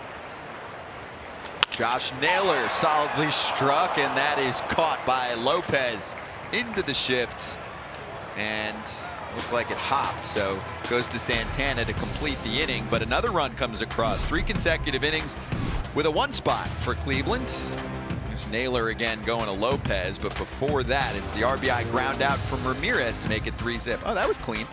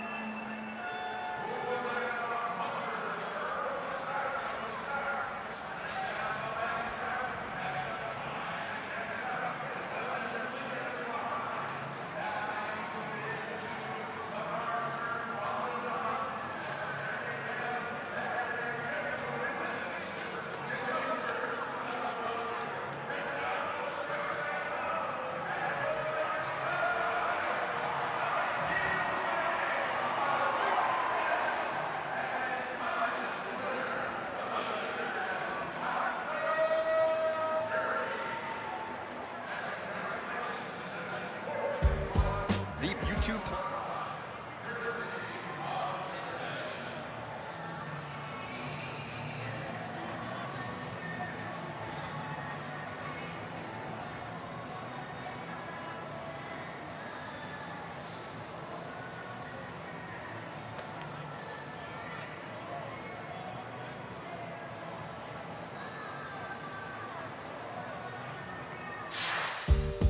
The YouTube player of the game joins us right now. There it is, the trophy. It looks good. Proud to have it. This is going up on the top shelves for sure. I watch a lot of YouTube, so it's good. This might be my first trophy, so I'm going to have to make a trophy case. It is pretty sweet. Anytime you get a trophy, it's usually a good thing. There you go, Jose. Well, this is going to be right next to the TV, so I could just see it everywhere.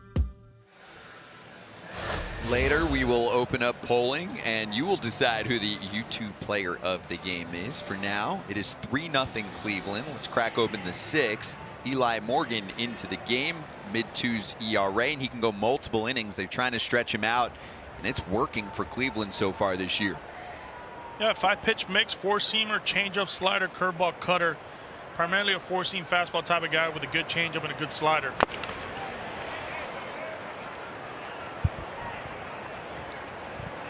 Tipped back by Melendez, who will be followed by Dozier and Santana in the KC 6th. Morgan was a starter last year. That's why yonder's listing the arsenal, and it's long. Made 18 starts last year, but mostly a reliever this year. Just one start, and that was on the 22nd of April, and just a short one, 3 innings. Yeah, he's not going to walk that many guys. He's got the 6th best strikeout to walk ratio in the American League this year. So he's going to come right after you. Oh, there's that changeup. It just floats at 74 miles an hour. You know, 92, those 92, 93 miles an hour. He gets that changeup at 73, 74 miles an hour. It is a balloon coming at you. It can't get there soon enough. Second big league season for the 26-year-old who went to Gonzaga. Melendez reaches for it, and Naylor gobbles it up. Morgan covers for the first out. StatCast, powered by Google Cloud. What do you have for us? 8 strikeouts from Connor Pilkington, a career high and a great day. 5 strong, no runs, 2 walks, and 91 pitches, 17 swings and misses. It was all working. Yeah, especially his fastball. You know, he had a lot of command with it. He had a lot of confidence with it, especially early on. And with that came the changeup. You know, he was on from the minute he stepped on that mound. I love his demeanor. I loved his quality outing that he had. It was just fun to watch. He really kind of felt that presence of today I'm going to have a good day. But great work by Connor. Cleveland is known for years now for developing pitching. Oh, they do it as well as any organization in the game. Oh man, I remember playing here. You know, it was Kluber, it was Bieber, it was Carrasco, it was Clevenger, it was Bauer, and I remember all 5 of those guys had 200+ innings and 200+ strikeouts. And you know, I'll never forget, I was at first base and coming into the dugout, I was saying, I don't think we'll ever see this again, where we have 5 starting members starting at 200 innings and 200 strikeouts. And you know, it felt like every game was 2 hours and 20 minutes. They surely would compete against each other every single day. It was, you know, if we didn't hit, we know we were going to get protected by the pitching. And when we hit, we knew we were on cruise control because the pitching was that dominant. And they got better and better and better as the year went on. Strikes out. That's just a good pitch right there. From a right-hander, you rarely see a right-on-right changeup, but when you have just a good one like this, where it's just a never-ending pitch, where it's never going to come at you, it freezes you completely. Kind of looks like a screwball from a left-hander. Yeah. Straightened up on the change, and you're getting some width on strike calls today. Carlos Santana fouls the fastball and back. The thing is, when you have a changeup like that, especially the way he throws it, where it kind of just hangs on you and then it drops out of a table, that fastball just looks that much harder. It just feels like 93, 94, especially from a guy who's just 5'10", 190 pounds. When that ball comes out of there, it just feels like a rocket coming out. And you have to decide. You either sit on the changeup or you sit on the fastball. You can't cover both. So you have to decide and hopefully do your homework prior to the game and go with percentages. That's what I like to do against a guy like this. Carlos Santana rocks that one foul. Let's go to Brett. Well, Scott, you mentioned Vinny Pasquantino down at Omaha earlier. OPS over 1,000 on the season. Hit 4 homers last week. International League Player of the Week. Baseball America says the hottest player on the planet. He's a guy who's gained 30 pounds in his frame with his dedication to breakfast, which has earned him the nickname Italian Breakfast. Very proud of the hash browns he cooks, by the way. But work with me on this comp. He's a 6'4" lefty out of Old Dominion. There was a 6'4" lefty on our staff, Sean Casey, who went to Richmond. People tell me Vinny's one of the best dudes they've ever met. People gravitate to him. So I'm not sure if Case crushes breakfast. It's a great nickname, and I know Royals fans are curious if he'll be eating those breakfasts in Kansas City sometime soon. Oh, I know Case crushes breakfast, and he's going to text me about it. Great comp, great call, and great inning from Eli Morgan. Mid-6, 3-0 Guardians.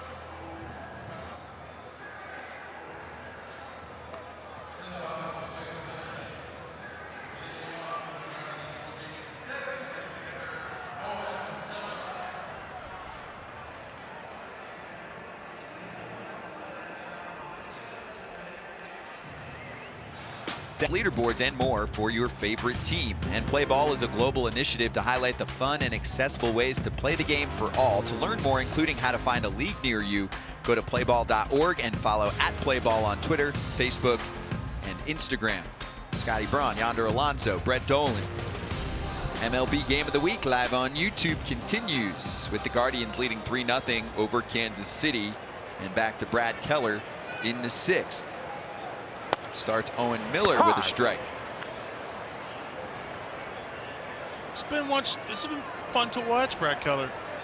You know, he hasn't really labored. He's not really falling behind. He's going right after guys. Yeah, the Cleveland offense just picking away at him. They're contacting him. Yeah, they're being aggressive, especially with runners in scoring position. Just 3 swings and misses. That's on brand for Heads Cleveland. Up. Gabe Morale right there. Just 1 strikeout for Keller. He loves pitching against Cleveland. Great line against this franchise all time. I mean, he entered with 8 starts, a 1.86 ERA against this organization, which is his best line against any opponent. And last time against Cleveland went 6 shutout innings on the 9th of April. Yeah, it was a comfortable 0 for 4 when I faced Brad Keller. Just never knew what you were going to get. His ball was moving all over the place. It was either a sinker baller or a cut with a good curveball, a good changeup. It was tough. It was definitely tough to barrel him up.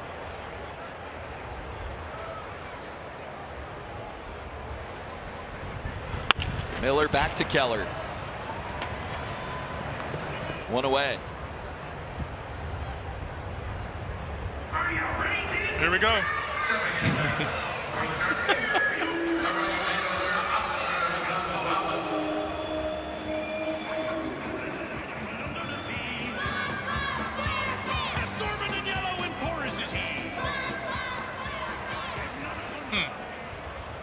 What would be your walkout song? Mine? Oh, you know the genre. Oh, yeah. Some house music? Yeah. So Swedish House Mafia? That would work. I could give you about 40 more producers sure you and can. DJs. Yeah. I'm seeing Chris Lake on Friday. Okay. Chris Lake. You're coming. I'm coming. All right. Oscar Gonzalez in the air. Nicky Lopez called off by Dozier. All right, so let's actually show the story that Brett Dolan explained to us earlier. Monday, Oscar Gonzalez in right. And how many outs were there? This never happened to you. This never happened to me. Never Oops. happened. Into the seats. See, the good news, and Terry Francona pointed it out, was that Zach Plesac, his veteran starter, bailed him out and picked up a strikeout, so they didn't get touched up in that inning. And it was a nice learning experience in his first week on the job in the bigs.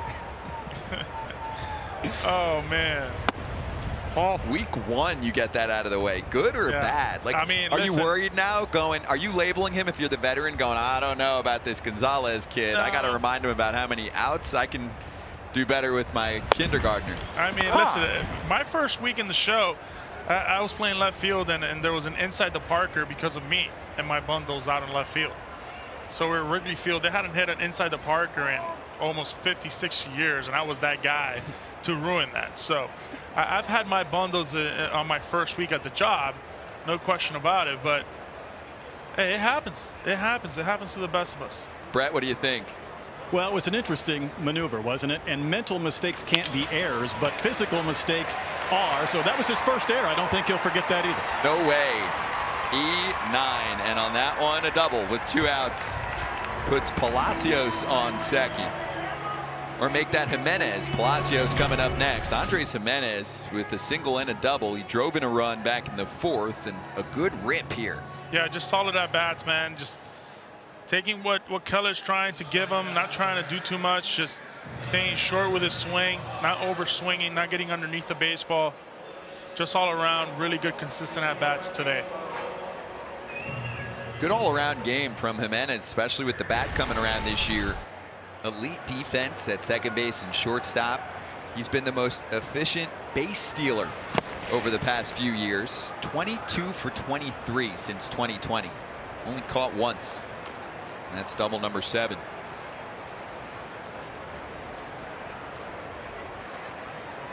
That's Palacios, 1 for 2 this afternoon.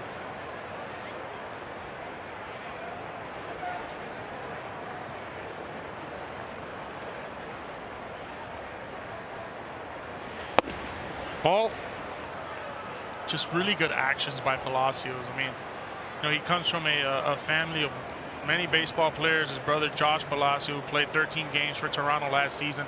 His uncle Ray Palacio played for 3 seasons with the Royals from '88 to '90. So it's definitely in the genes that he's got that, and he's got the ability to play baseball, especially at the big league level. Brooklyn born,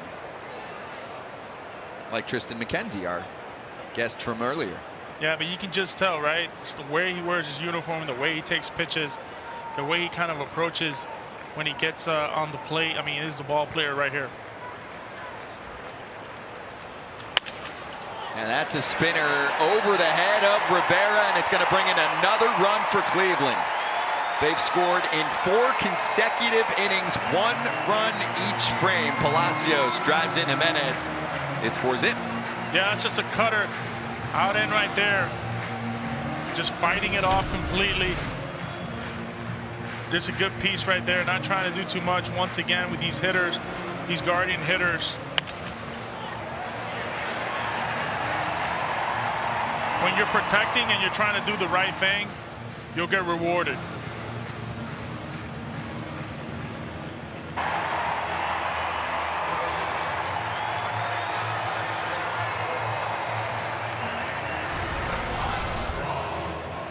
Two outs, runners in scoring position. They come through better than any team in baseball this year. And look who's on second. It's Miles Straw taking over. So I guess maybe it's just a half day off for Miles.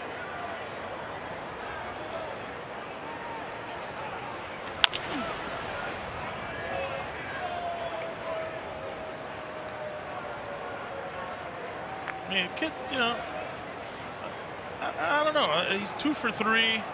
He's got a ribby. You don't like him taken out? I mean, you know. Good thing you like missed. after I hit a double like that, got rewarded. The baseball gods rewarded me with a bloop and an RBI, a 2-out RBI on top of that. You know, let my man Strauss just have a day. Let him relax. I'll take over for the day today. Last week, Harold Castro hits 2 home runs. Huge spot late in the game, our game of the week, and he's replaced by the legend Miguel Cabrera. But I was just like, wow, the timing. Yeah. And it didn't work out for them. It did later in the game. They ended up winning, but I was like, that's a hot hand. I'm right there with you, but it's like, you know, if nothing against Strauss, but it's, you know, if like Griffey's going to come out to replace you, okay, well, but, you know, I'm having a good game. Everything's good. I got my uniform dirty. My boys are high-fiving me. My friends are scoring for me. I've had really good at-bats, grinding at-bats. Getting the rally started. I mean, hitting 326. Why not? If you got taken out in this spot, you'd be heated. Yeah, I might throw a cooler here and there. You know? I'm not gonna throw a cooler, but I would be like, hey man, like yeah, 4-0 game. Let me do my thing, Tito. But hey, I can't say anything. Tito's been around 20+ years, man. Just right now, he's hanging out with his friend and Hedgie and Tito, chewing on some bubblegum and some seeds at the same time. It's all good. We're winning. When the Guardians are winning, 4-0. Tito can do whatever he wants. Hedges is mic'd up too, so maybe we'll get some of that content later on. Maley sailing to right. Dozier has room. Leaps up a bit to make that catch. It carried a little more than we thought it would. Another run comes across for Cleveland. It's Palacios driving home Jimenez with this little oppo bloop. 4-0 Guardians, thinking sweep on a Wednesday.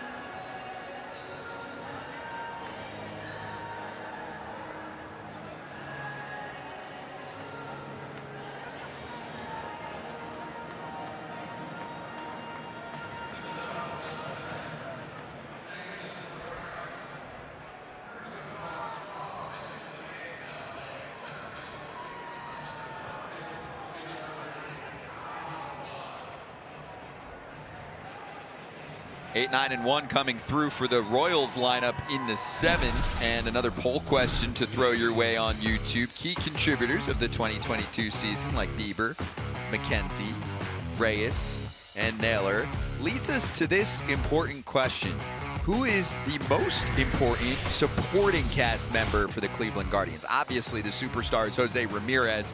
So who do they need? Who's the one guy they really need to support the crew and help them come through and surprise some people? They're close to the 500 mark, 3 games under at the moment. Poll is open. Get involved. You can contribute on the tablet, the phone, the computer, and then we'll break down the percentages later on. This is Emmanuel Rivera, 0 for 2, a couple strikeouts so far. I'll give Yonder a few more seconds to ponder as Rivera shoots one past Rosario for a single. That was a rocket. Yeah. Absolute rocket. Kobe Klein in the game commentary goes, I'm a Royals fan and I'm cheering for the Guardians because they're actually fun to watch. Wow, are we seeing a changing of loyalty during this game from some fans? Can't do that. Defensive changes. Straw entered as a pinch runner. Now he'll take over in center, and he's elite out there. Kwan moving to left. Nicky Lopez time. They call him Shorts. Shorty. Shake and bake too before the season started. He said to Bobby Witt, you and me. All right. I mean, two guys that can glove. Lopez last year was sensational on defense. That continues. The bat has been slow so far this year. He scuffled in 19 and 20, and last year a 300 hitter, shortening up with 2 strikes. Here's the outs above average since 2021, best in baseball. You know, but I think the bat will come. You know, it's second year in the big leagues. I think it's always the hardest year after becoming, you know, after your rookie year, because the league just knows you, and now they're starting to make adjustments on you.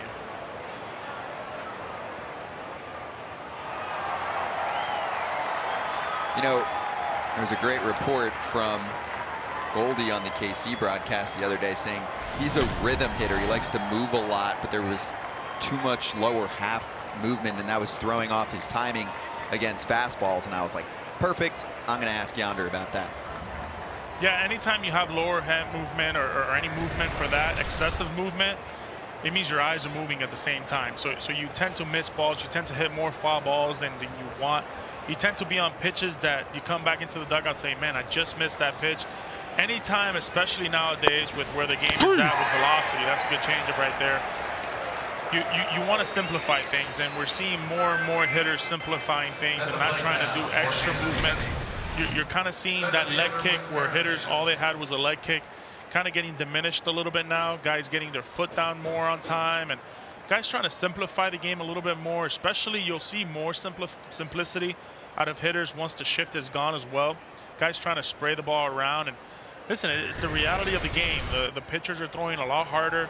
They have nastier stuff, especially with breaking balls. And as a hitter, you have to try to simplify those things and being able to do the most important thing first, and that's seeing the baseball. If you can't see the baseball, well, you're not going to hit the baseball. And if you're not going to be consistent hitting a baseball, well, you have to make some movements. And sometimes, as a hitter, it starts with your lower half. By the way, Lopez striking out, looking, like you said, on a good pitch, on a changeup up in the zone. You just don't see a called strike on a changeup up in the zone very often. But you know what? I'll tell you this. I was never upset when a umpire would call a breaking ball up for a strike, even though it was a ball, because those are the ones you want to hit. Those are the ones that you just touch and they go a long way. I was more upset if they called breaking balls down underneath the kneecap. That's where I would get upset, because then I couldn't do much with that pitch. Anytime you see a breaking ball up in the zone as a hitter, you want to jump all over it. That was a fastball climbing the ladder. Morgan has 3 strikeouts already. This is his 2nd inning of action. Yeah, and you're catching hitters a little bit off balance right now. They're kind of what we like to say in between. They don't know if to sit on the fastball or sit on the breaking ball. So once you have that as a hitter, for the pitcher, it's always a good situation.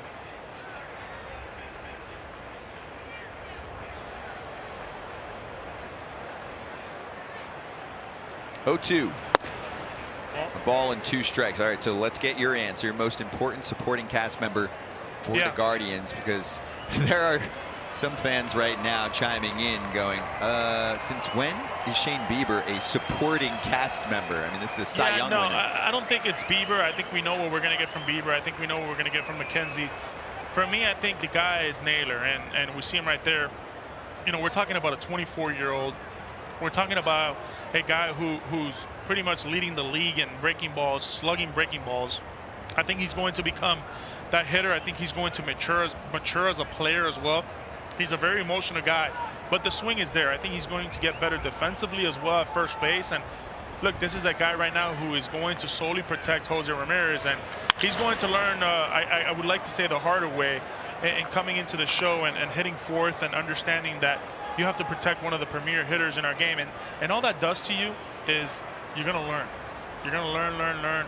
And the quicker you learn from your mistakes, the better you're going to be. I think this is a guy, a sweet swinging kid. And look, when we look at the Garden and we look at this stadium, this is a lefty-friendly stadium where the ball travels from center field to right field. I know we've had really good right-hander hitters here in the past, but no question about it, Naylor can put up some quicken numbers here in this stadium. And seeing him in San Diego, I really got to know him and the work ethic. He wants it, right? He wants to prove people wrong. He kind of plays with a chip on his shoulder, where he wants to show everybody that, hey, I can be that guy. I can be that guy that the organization can depend on and can rely on.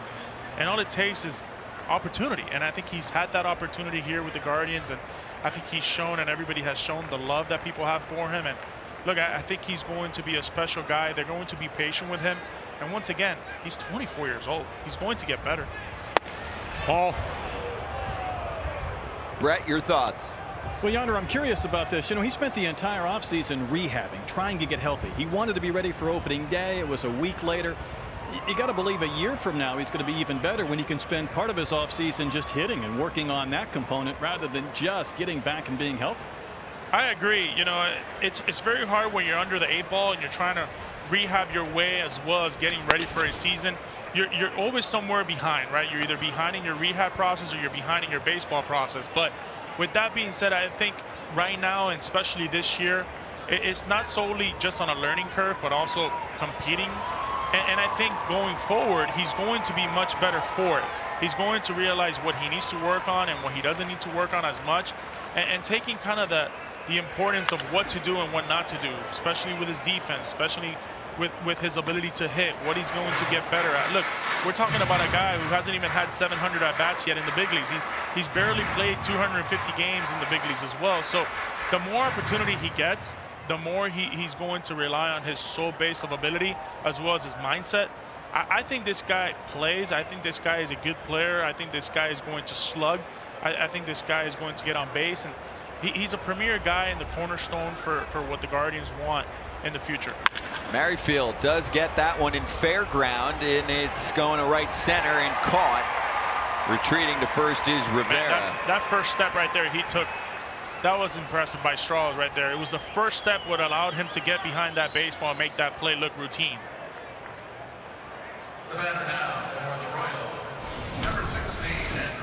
at that first step. As soon as it's hit, boom.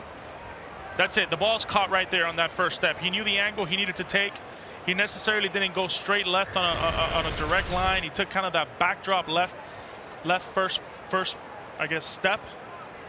Just a beautiful play by a center fielder right there. Welcome to the ball game, Miles Straw. Oh, the ball will find you. Yeah, nice move by Terry Francona to put his elite center fielder into the ball game a little over halfway through.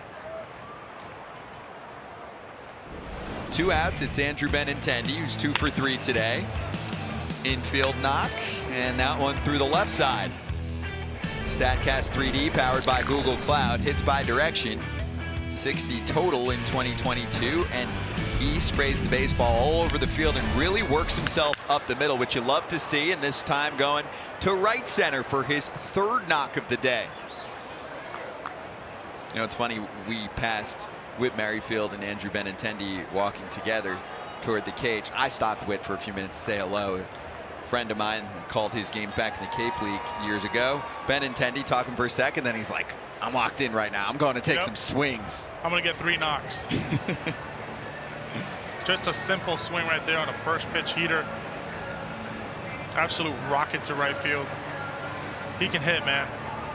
First series against Cleveland to start the season, Benintendi went 7 for 13, 3 walks and a homer, and his on base streak is at 23.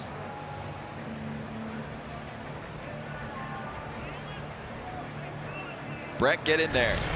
Well, guys, I call a lot of Arkansas Razorback games during the spring, and had never had a chance to meet Andrew Benintendi, a former Golden Spikes winner. I told him today in the dugout, I walk by his mural every day in the building. It's nice to see the real guy in person, and he's putting forth another tremendous performance. It's been quite a month for Benny. Yeah, picked up in a 3-team trade back in February of 2021 from Boston. He was coming off a down year. He kind of got out of his comfort zone in terms of his style of baseball. Mike Matheny has documented it over the past year and change, saying, you know, it's a line drive hitter. It's the guy that sprays the baseball to all fields. Not a big power guy, and he tried to lift the baseball a little bit more, and it was hurting his game and his batting line. So he's back to business, and he is thriving this year. Good chance for Bobby Witt Jr.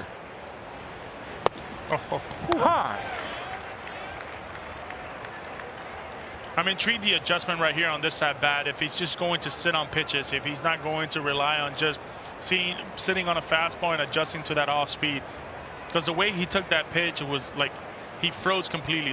He wasn't looking for it whatsoever.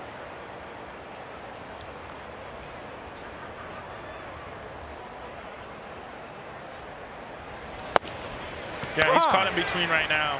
When you're caught in between, you're 50% on a fastball, 50% on a changeup. And when you look at the sequence, right, it's 92 miles an hour with a changeup at 75. That's such a big difference in velocity that you can't do that. You have to either pick one or the other, or just pick zones. Right now, I'm thinking I need to get jammed. I need to get jammed. I need to get jammed. Hit the ball the other way.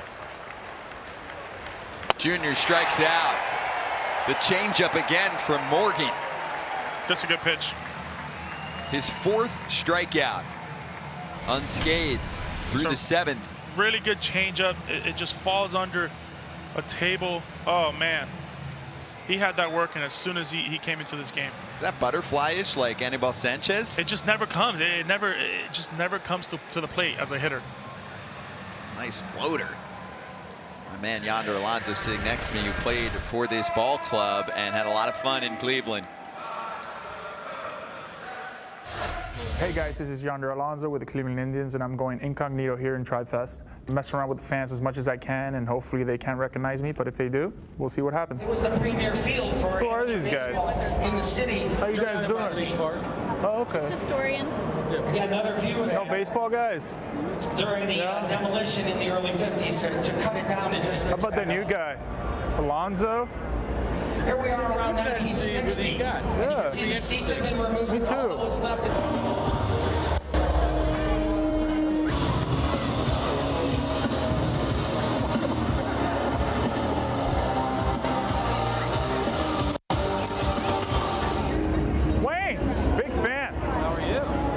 You on Instagram. Oh, very cool. I love Instagram followers. Yeah. Do you have anything on Alonso? Not yet. Corey. Oh, yeah. Kluber. Hey, man. Yeah, I'm not Kluber. Wow. No, sorry, man. Your 2nd Cy Young. Congrats. Yeah, that's not me. Can you sign it? Yeah, that's not me, man. This must be an old photo. Yeah. What type of conditioner do you use? Rock. Great flow. What's your spirit animal like? Mine's a liger. Liger. Hey guys. No, I guess I'll take it off. Look good. Thank you guys for your patience. Appreciate it. Thank you. Can we get autographs? Autographs. That was your big league broadcast audition. Oh my, that was hilarious. Cody Allen didn't know it was you? No clue. He's like, dude, I'm not him. He was like, can you just leave? Just leave. Beat it, man. How about that Alonso guy? What do you think? That disguise, like, I guess it just had enough. Like, it wasn't overdoing it, but they were able to just put enough on you to make it. It wasn't like even scripted. They just said, hey, here, you're going to wear a wig, you're going to walk around and hopefully have some fun with some fans. I said, all right, I'll do it. I like ligers. Here we are. Liker. There were a lot of great lines there. I'd not seen that. I'm glad I didn't to get the instant reaction. My guy here, wow, that was special. I'm glad that we all saw that together. I'm going to wear a wig at some point this year. Got to wear a wig. Please. Might as well. Hide this great flow. I would say on Halloween, but, you know, that's World Series time. We got to be serious then. But, yeah, we'll pick a day. We can dress up. Great times, though. I Good think the times. YouTube crowd would love that. Maybe we pick a mini Halloween theme day. I'm in. That's good stuff, Yonder. Oh. Last of the 7th, leadoff man Stephen Kwan. And new pitcher in the game for Brad Keller, Arodys Vizcaíno, the 31-year-old right-hander out of the Dominican Republic. Kwan lifts one to the left. Benintendi backs up, now comes in and makes the catch. Yonder did some damage in this ballpark. StatCast powered by Google Cloud. 100 career homers, 23 of them in 2018. Oh, wow. Nice. I definitely like to pull the baseball here. Yeah, I tried taking my chances to left field early on in the season. The ball wasn't going anywhere, and I said, yeah, I'm going to have to get on top of the plate and learn a thing or two from Jose Ramirez and start pulling the baseball. So I enjoyed hitting here, especially in the summer days like it is today. It was a fun division to play in as well. But then again, I mean, you know, we had an absolute squad. Michael Brantley, Lindor, Encarnacion, Jose Ramirez, myself. I mean, we were as stacked as it get. That was a fun team. You know, we had 4 guys with 50 RBIs before the break, and that I don't think that had ever been done before. Special the amount of runs we would score.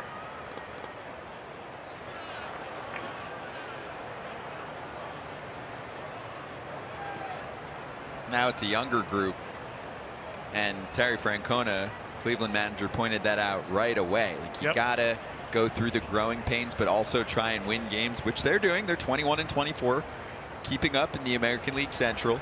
But I mean, joke, this team's younger than some AAA clubs. Oh, nice stop by Lopez, but the throw is too slow, and safe at first is Rosario, an infield knock. Yeah, but you know what I like about Tito is he said he has to remind himself every day that, hey, there's patience, there's some learning curves, and I'm willing to do all those things. Look at Rosario get down the line right here. He's smelling a hit.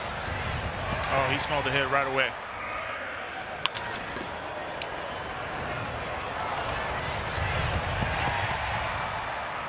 I've been following Arodys Vizcaíno for many years too. Royals reliever right now, who just made his KC debut on Monday with a scoreless inning and a strikeout. Signed as a free agent in January of 2022. He's dealt with some severe shoulder injuries over the years. Was once a starter, very promising with the Atlanta Braves. You can see still pumping 97 miles an hour. Actually debuted in 2011. Yeah, I'll be careful here throwing him another fastball just like that. Yeah. I'll probably go with a little bit something harder, like a slider, hard spinner. Oh. Good change of speed right there with that changeup, 1-1.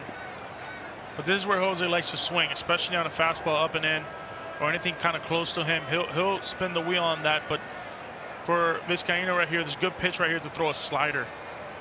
Slider or give him up with another changeup. It's a good slider right there.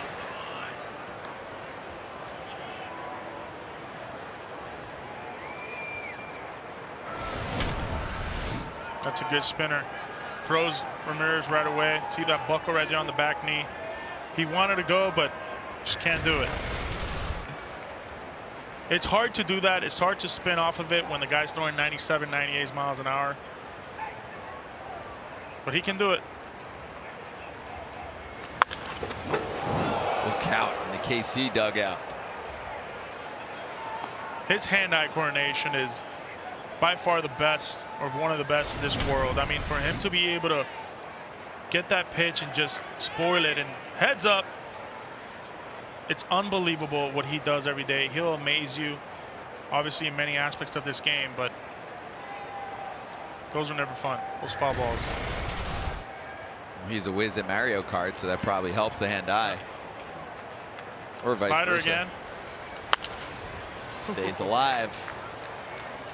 That's what he does. That's such an underrated part of his game. And the strikeout rate is down significantly. And even before this year, it's well below average in a good way. I mean, he does not strike out much. And this year, it's nearly impossible. And you know what I noticed, too, is with 2 strikes is when he's hitting his foul balls.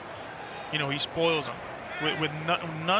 With less than 2 strikes, he's going to hunt, and he's going to hunt at what he wants. Oh, they got away with that right there.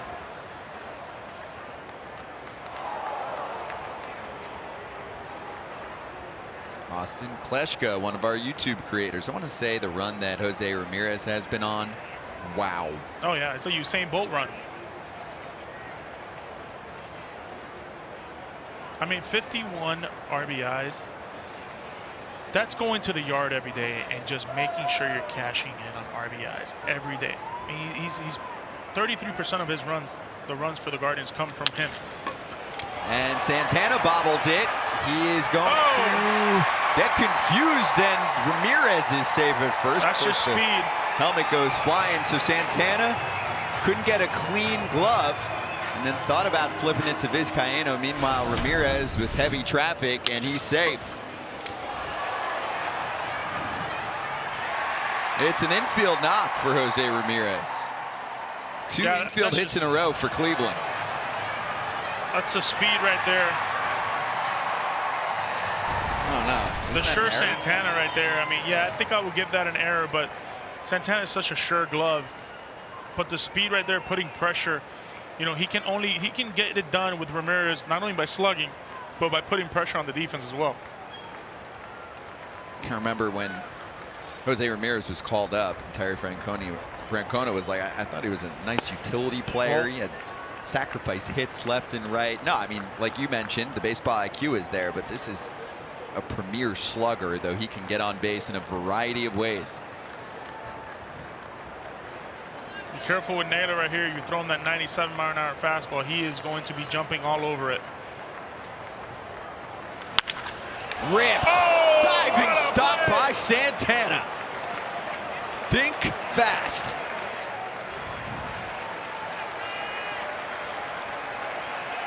Even the fans here are giving him props for it. What an absolute play. All-out dive. Freezes everybody.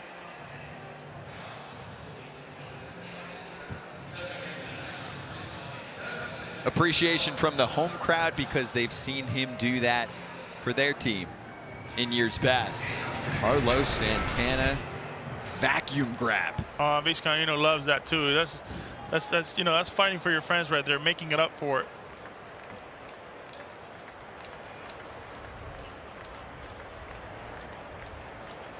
It was almost 106 off the bat. Laser. Now line drive hitter in Owen Miller. Well,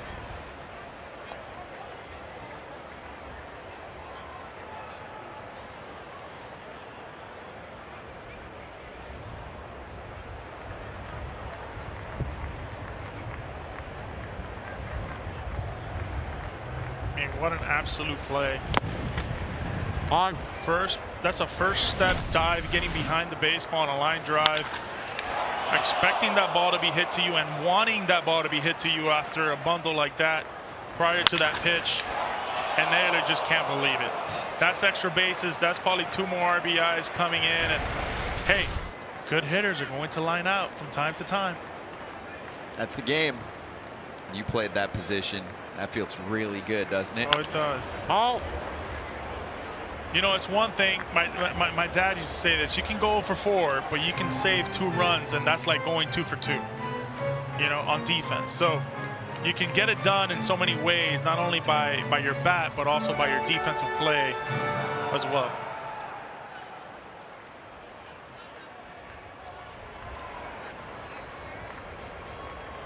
Santana is 2 for 3 today as well, so nice bounce back day for him. 2-1 to Owen Miller. It's 3-1. Hey, Austin Hedges is mic'd up today, and I remember there was a time when he was being interviewed, and he goes, "People think I'm crazy, but I'd rather throw a guy out to end a game than hit a homer to end a game." That's bold. That makes sense. On Austin brand. Hedges would say that. Give me the homer.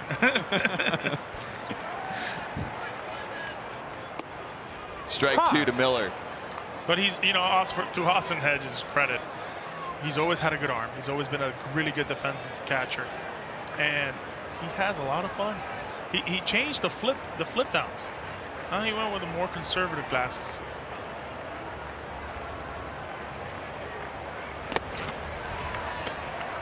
Ball 4, they're loaded up.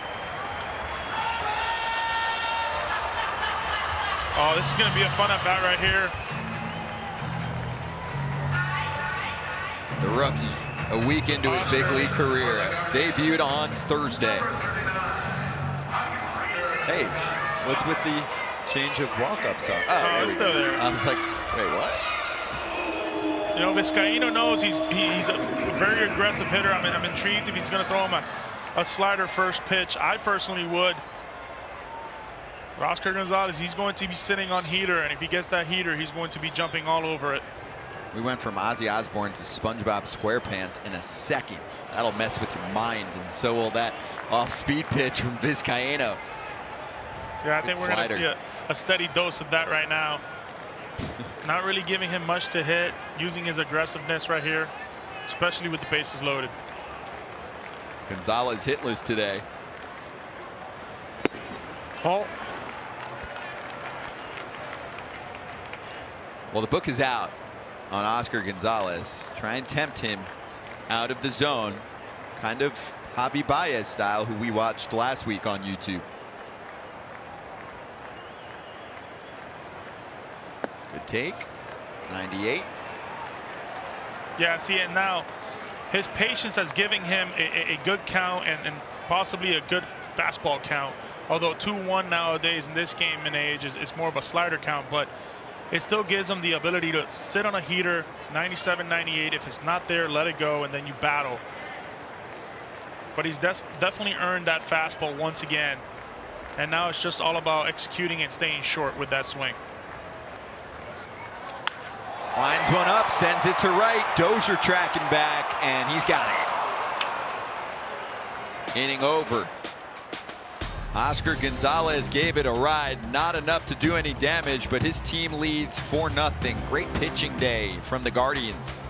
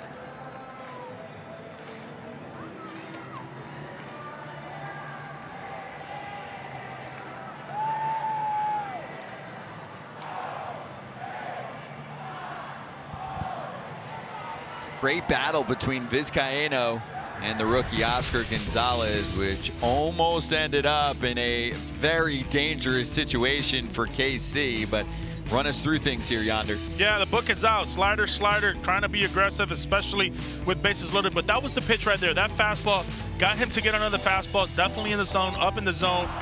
He put a good charge to it. He, hits the ball really well the other way. For him, it's going to be a learning curve for Vizcaíno. He made some quality pitches right there to get him out. But look, I think for Oscar Gonzalez, the book is out there. He needs to be patient and buy himself some good pitches. I think that at-bat, even though he lined out to right field, was still a good at-bat and a quality at-bat. And he is now subbed out of the game for defense. Oscar Mercado in. So left to right outfield for Cleveland now, Quan Straw Mercado. And reliever into the game, the 34-year-old veteran Brian Shaw. We saw him on Tuesday, an inning, 2 walks and a strikeout, 24 pitches. He's got Salvador Perez to start his day. Yeah, heavy dose of cutters. That's all you're going to see from him. Eventually, sometimes he likes to throw that 2-seamer and a curveball, but nonetheless, his favorite pitch is that cutter. 81% of the time with the cutter. This is his 714th career appearance in the big leagues. Been doing it and getting it done for a long time. Everyday Shaw.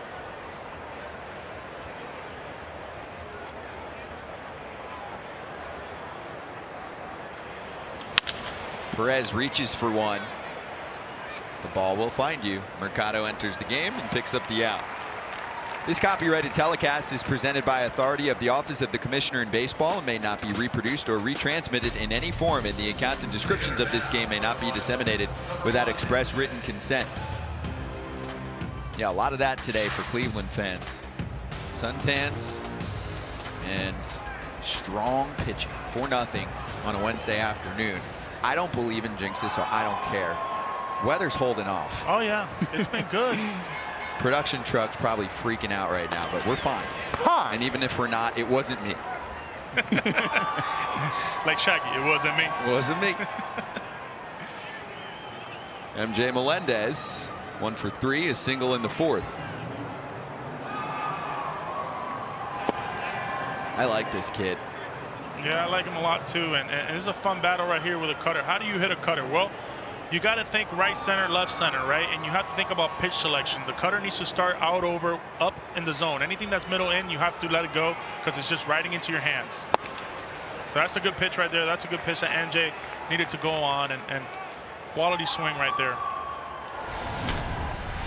It starts out over, that's where you go. If it starts anywhere from middle to middle in, you have to let it go. It's going to be riding right into your knob with the bat. Oh. I always enjoy facing guys like this, Scotty, because you knew what was coming, right? There's no secret to it. Is, hey, see if you can hit my movement, see if you can hit my velocity with my cutter, and let the best man win. 2-2. Got him.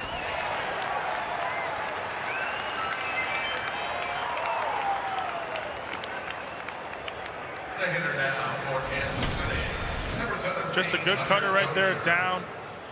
When it's down, it acts more like a hard slider. When it's up, it's more of a natural cut.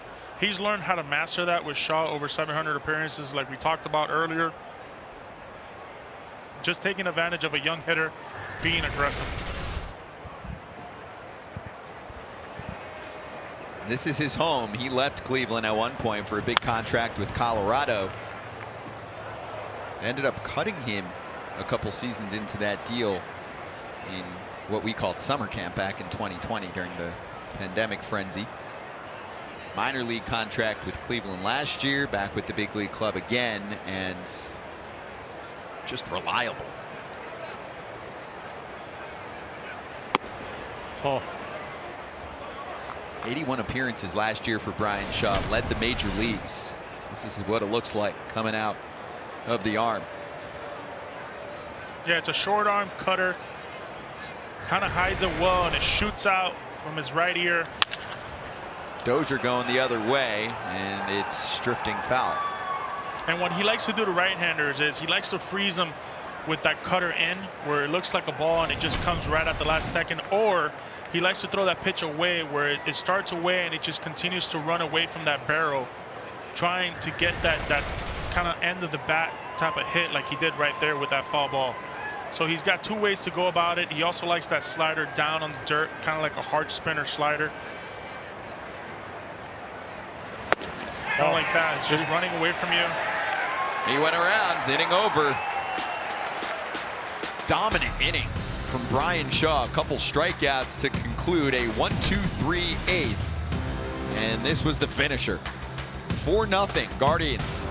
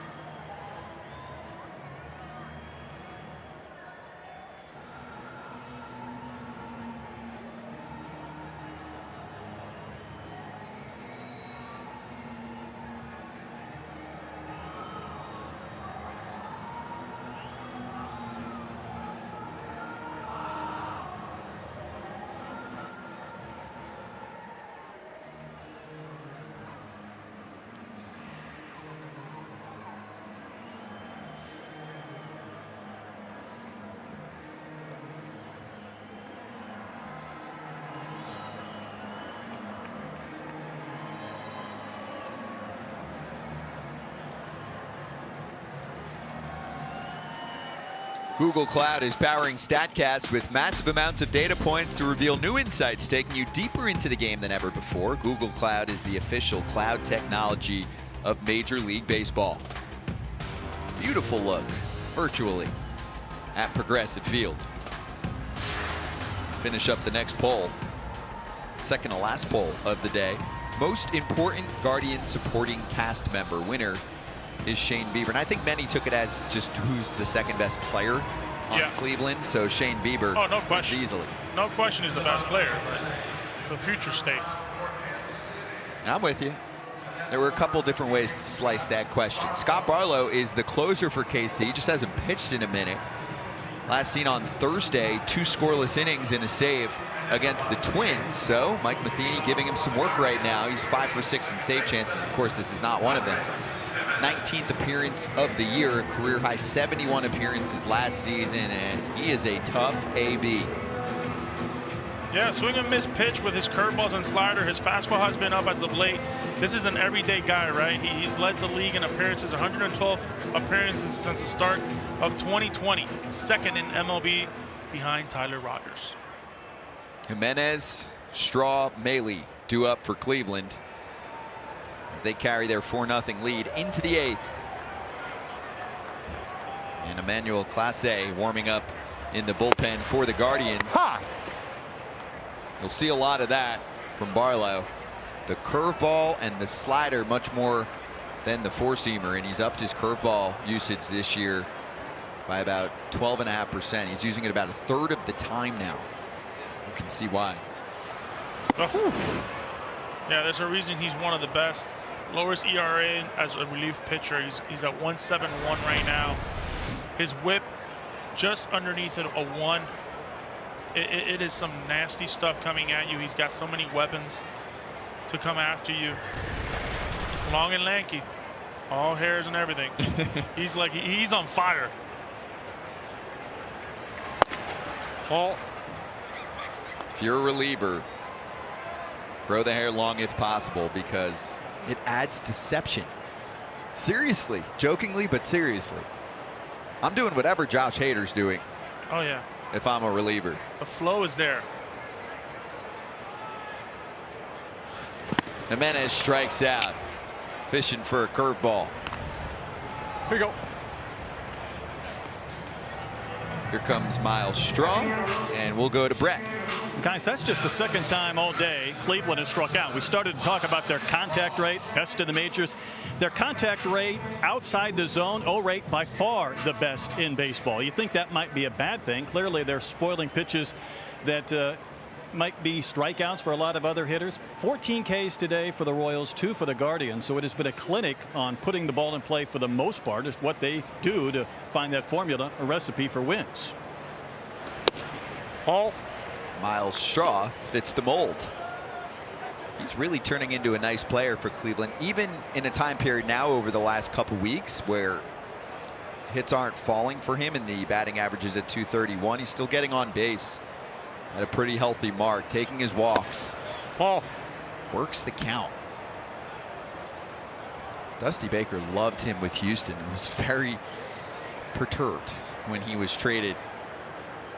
Miles still keeps in touch with many of his former teammates, including former Cleveland player Michael Brantley, who went to Game 4 of the World Series in a Brantley jersey. And he stole 30 bases as well. Yeah. I mean, this is a guy that can do it all. Play really good outfield, center field position. Can hit lefties well and can certainly steal some bags. Spark plug. Absolutely. Usually the leadoff man. Quan getting it today. Half day off for Straw. He's not swinging here. Right? No. Ha!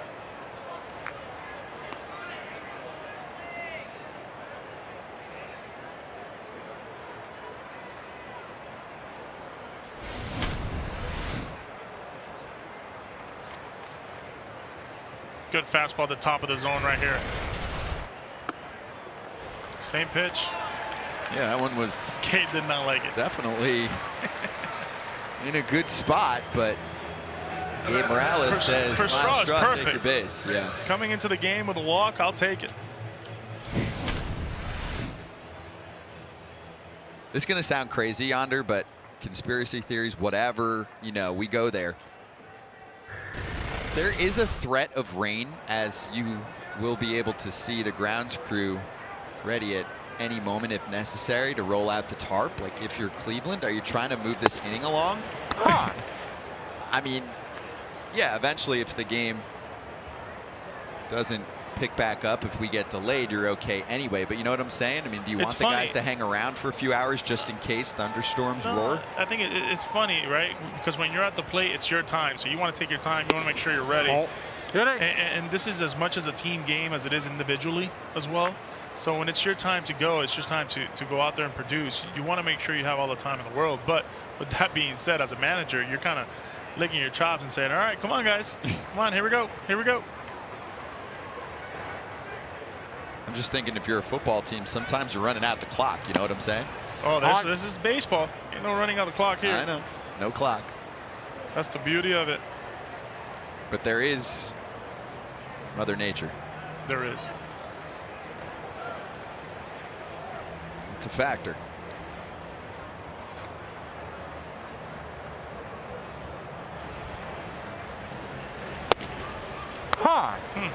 Thank you.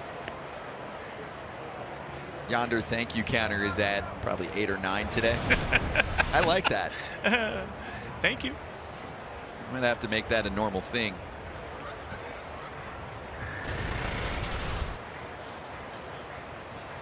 Favorable call. Oh. Bailey lifts one. Popper for Junior. 2 gone in the 8th.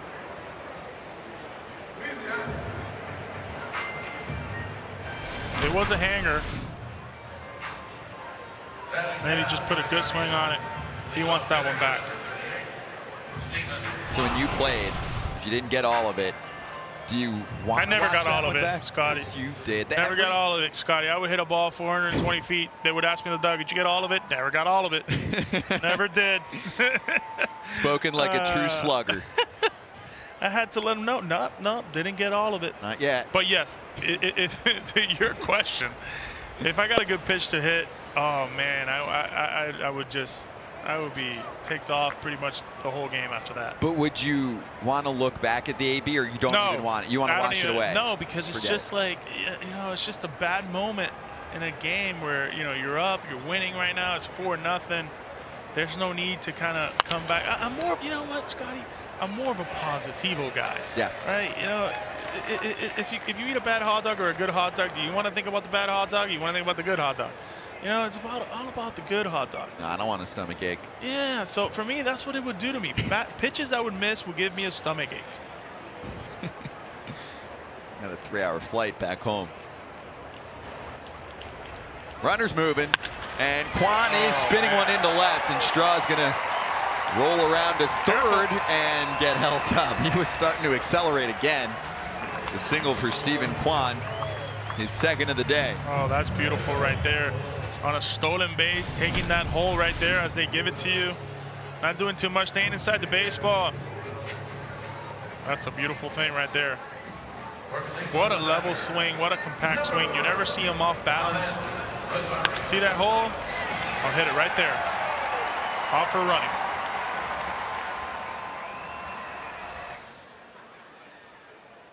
You don't see a leg kick like that from a contact hitter. No, it's a heavy leg kick. It's a Nick Madrigal leg kick from the left side. From a smaller guy having a leg kick like that. But you know what? He does it so well. He's always in balance. There's not much movement. He doesn't swing at bad pitches, so why not? It's working for him.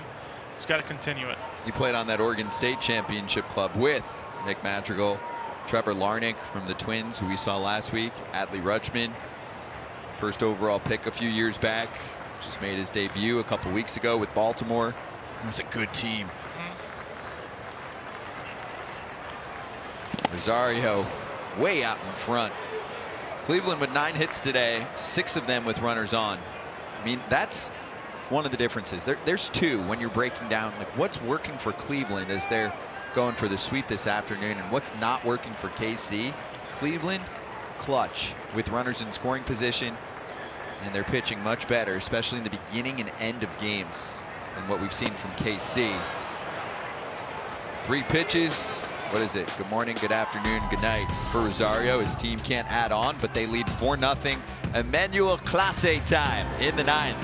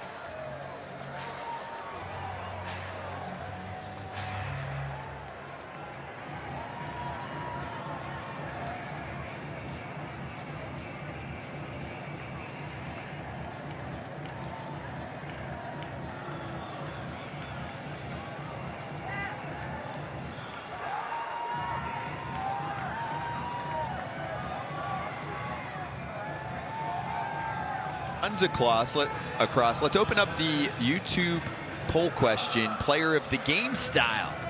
Who is it? Connor Pilkington, Richie Palacios, Andres Jimenez, or Ahmed Rosario? Poll is open now. And when the winner is revealed, we'll talk to that man after the game and hand him a really shiny, kind of heavy trophy in a few minutes on the post-game show. If Cleveland can close things out with Emmanuel Clase. I'll get Yonder's answer in a moment, but polls open. Vote now. Rain holding off still in Cleveland. Guardians have 4. KC can't scratch runs across so far today. Coming up empty with runners in scoring position. There you go. Cloud evaluation. I think we're okay. At least for a bit. Right. Yeah. Might have flight delay problems later, but we'll get to that. Class A, mid-2 ERA, 18 1/3, making his 21st appearance of the year. He's 7 for 9 in save ops, 20 Ks, 4 walks. And when you see the cutter and the velocity on it, you're like, how does anybody make contact against this guy? Going up against 7, 8, and 9 in the order for Kansas City. Santana fouls one back. Yeah, it is nasty stuff. It's a natural cut on his fastball at 97, 98 miles an hour. But talking to Tito, he always says, hey, make sure you don't forget about your breaking ball stuff. You know, he does have a really good curveball, and he feels, like Tito says, he feels like when he's throwing his curveball for strikes, he is as unhittable as it gets in this game.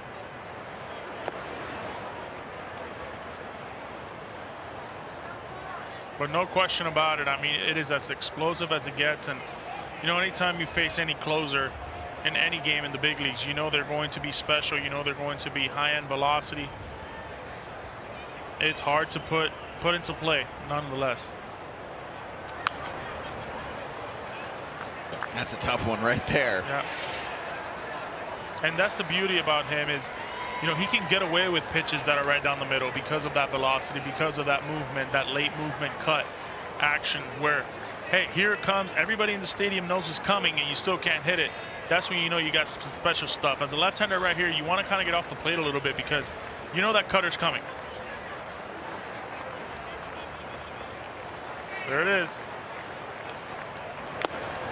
Boom. There's one.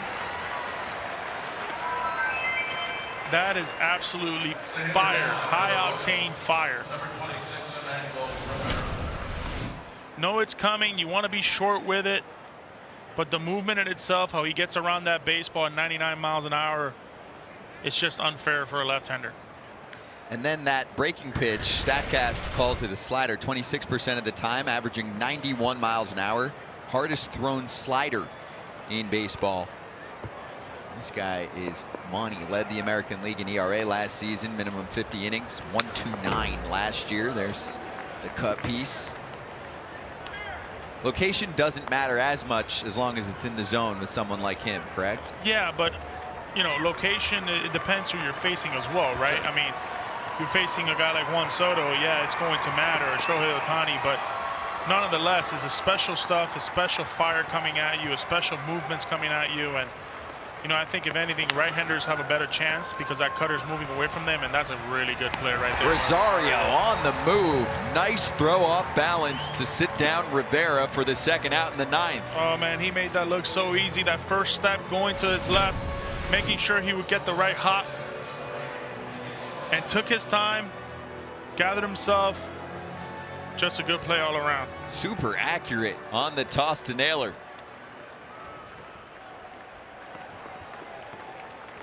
It's a big league play. It's a good play. Here comes the rain. Cleveland has one out to pick up. First pitch swinging Nicky Lopez. Well, that's perfect timing. Game over. What a dominant day by the Cleveland pitching staff. They take it 4-0 over KC and they sweep them. Fireworks and raindrops at Progressive Field. I don't think I've ever seen it like that. Rain comes down as the game ends. It's like buzzer-beating rain. Ready for the post-game show? I'm ready. Let's get it.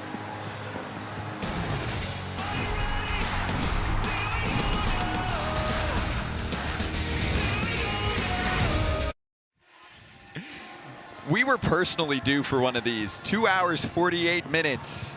The ball game is over as Cleveland tops KC by a final score of 4-0, and quick high fives on the field, as you can see, and they're like, let's head right back into the dugout.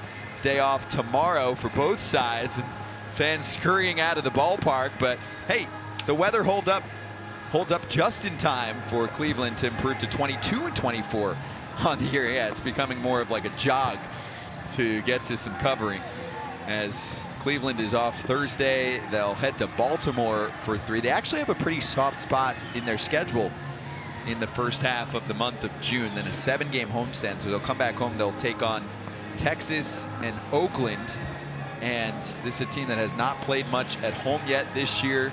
Cleveland's surprising some people. They're close to 500, and as we can see today, they can pitch, they can make contact, they can make things happen on a day when they don't have a lot of pop, and that mostly comes from Jose Ramirez anyway.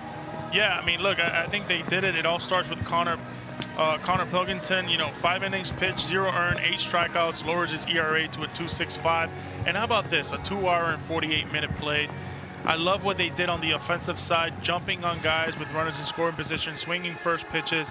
And look, it takes a village, right, to create this good winning streak. And a good sweep right here against a pretty good Kansas City Royals team, especially their pitching, is ideal for the Guardians. I love how some fans are still making sure you get that photo in there before you say goodbye and exit Progressive Field. And hey, you said it, that's your pick, that's mine too, and that's what everyone's going with. Not everyone, but the majority.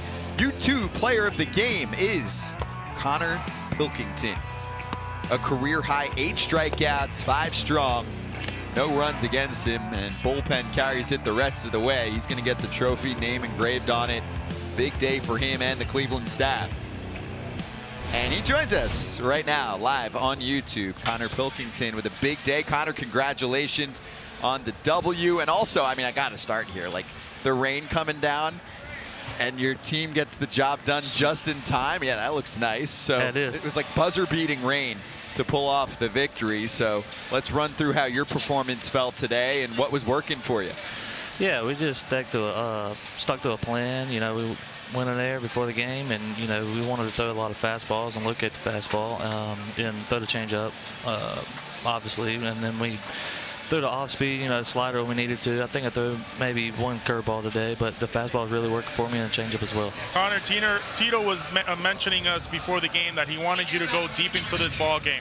Did it feel like that was a necessity for you heading into this game? Yeah, I think so. You know, the last couple outings, you know, it hasn't been really what I wanted here lately, and to be able to go 5 innings today really meant a lot to the team and really meant a lot to, you know, everybody who was involved in this game. So. Connor, where did you feel like you had some good stuff? Obviously, we saw your fastball with that miles an hour at 95, 96 miles an hour, but we saw your changeup down in the zone as well. When did you feel, was it during warm-ups that you felt like you had it going, or during that first inning where you struck out all three? Yeah, warm-ups. I was really getting a good feel for the fastball and the changeup. Changeup's a really big field pitch for me, and when I kept the same arm speed on the changeup like I do the fastball, it comes out and it really works well for me. Hey, Connor, you have 3 syllables in your last name. I said your last name quite frequently, but I was just throwing it out there. I mean, it's your 3rd big league start. To the YouTube crowd, I said, what's the nickname for Connor Pilkington? So I'll give you a few, and then let me know if you like any of them and if you have one. So Zach said, Whole Pilk. We had Eagleman trading cards going, the Pilkman, and then you were just mowing down batters early on in the game. So Dodger Film says, just Dr. Strikeout. Do you like any, and do you have one? What did they call you growing up? Yeah, I had a funny one. I like all of them, actually. They really go well with how how everything went today. But I had a funny one in college. A guy tweeted one time. He said, "Yeah, call him 2% Milkington because of the 2% of you hitting him." And I thought that was pretty funny. And that's why when I heard the milk one, it was pretty funny. But yeah. Connor, what you got on that trophy? Is it heavy? Yeah, it's actually pretty heavy. I thought it was going to be a lot lighter than what it is. It's pretty stout. It's pretty neat, and proud of it. So. Oh, that's worth something. Absolutely. A big day for you and for the club. How would you describe the identity of this Cleveland Ball Club? Because for us, I think it's pretty easy, but would love to hear from your side, what you'd call this team as far as pitching and how the offense gets the job done day after day. Really gritty. We're not going to give in. We're going to go in there and we're going to attack the zone as a pitching staff, and we're not going to, give up at the plate. I think that's the word for it. If I had to describe one word, it'd be gritty. Connor, how much fun is this for you right now? Obviously, after a good start, what's next for you into your next start? Do you want to work on something? I felt like when I was done with the game and I had a good game, I still felt like I could have gotten better. What is that for you? Yeah, you're always working on stuff day in and day out. I'm gonna go into the next start, just keep on mastering my craft, and keep going from there and look forward to the next start. We were showing your strikeouts just now, StatCast powered by Google Cloud. So the changeup, I know it's a field pitch. Are you one of those guys where, and I know you were talking about it a little bit earlier, where early on in the game, you have the feel for the good changeup and how often you're going to use it? Yeah, definitely in warm-ups and stuff. And I'm in the bullpen and I'm feeling it out and stuff. But it's like I said earlier, it's the main thing with the same arm speed and the same delivery and stuff, and just let the grip do the work. So. Man, it was a pleasure watching you, man. You were outstanding today. It was a lot of fun. Yeah, and this is a team that doesn't strike out often. You had 17 swings and misses, Connor. So celebrate this one. Go back at it again. It was fun to watch. Congratulations on the win and the trophy as the YouTube player of the game. And the number 1 fan, Austin Hedges. Yeah, he was mic'd up today. He was all over it. Yeah, he was pumped for you. We'll play his sound later. Connor, congrats, and safe travels over to Baltimore. All right, guys. I really appreciate it. Take care. Thank you. Thank you. That's Connor Pilkington. What did he say? 2% Milkington. That's good. I like that. 52% of the pie. He is your player of the game. So much more to go on the postgame show. So, yeah, we're going to run through full highlights. We're going to hear from Austin Hedges, all mic'd up. Brett's got another interview for us. The list is long. Stick around on YouTube. Guardians win it 4-0.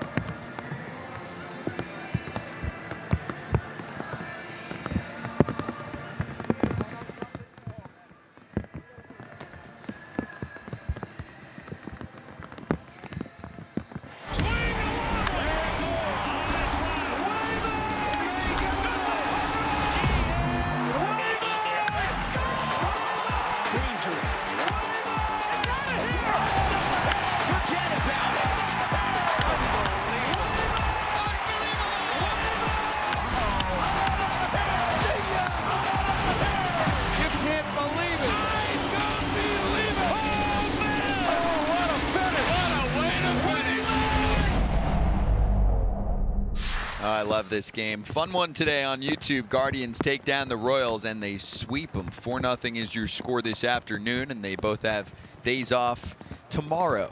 We have full highlights of this game, then we'll break it down right afterward.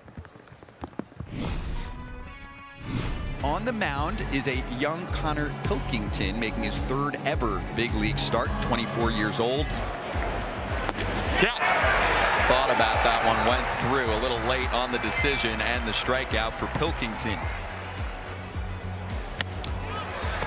And another strikeout. Buenos dias. Good afternoon. Good night. Good night. There was a good morning in there too from Connor Pilkington. On the mound for KC is Brad Keller. 2 strikes on Stephen Kwan. Almost impossible to strike him out, but a weak ground ball for out number 1. Lifted it to center. Merrifield's raising in and putting away Ramirez. So a solid 3 up, 3 down from Brad Keller. And now 4 Ks against the first 4 he's faced. Yes, thank you, Austin. Good changeup down with Perez, who definitely loves right now to swing at things outside of the zone. And that is past the glove of Rosario. Got a piece of it, and Santana is aboard with a single. Those are a beautiful thing, huh? Touch your glove and still count it as a hit with a line drive like that. Should he have gotten it? He could have. Oh, it's a good changeup. Wow, Pilkington has 5 Ks through 2. There's a nice base hit up the middle right there. First pitch up the middle, and this could be business with Palacios rounding 3rd. He'll score easily. Rosario knocks in the first run of the day. It's 1-0 Cleveland. Best thing you can do with runners in scoring position to hit the ball where it's pitched right up the middle. He certainly did that and attacked and put a really good swing on it. And now you got Jose Ramirez. Where are you going to put him? 1st and 3rd, 2 outs. He's going to be looking to do damage right here. This is where he likes to be at all times. Gets him to pop one up to right. That's a good cutter right there, right at the last second. Good pitch. Santana going the other way, and that's going to fall. And that'll load up the bases. Salvi is held up at 3rd. A walk and a pair of singles for KC in the 4th, applying the pressure. He struck out Rivera on a changeup first time around and tipped back into the glove for his 7th K of the day, a new career high. Bags full for Nicky Lopez, makes contact to the right side. Jimenez is going to put him away, and look at Connor with a K. Wiggle out of a bases loaded jam. Oh, Bobby Witt thought about 2, goes to 1, and gets out of Gonzalez. Right, Tristan, it wasn't, he didn't turn 2, but man, being able to have the ability to trust those hands on that short hop right there. I mean, the initial play was good, but I think the heads-up awareness to even still get that ball over to first for the out is huge. There you go, Andres Jimenez dropping one into center, and Owen Miller will score the 2nd run. Just a short swing. He didn't try to do too much with that cutter right there. Trying to hit it where it's pitched. Didn't roll over it. Stay through that baseball. That's the way you teach it right there. Anything that's coming in on you, you want to take it up the middle. You don't necessarily want to spin off of it. He certainly did that right there.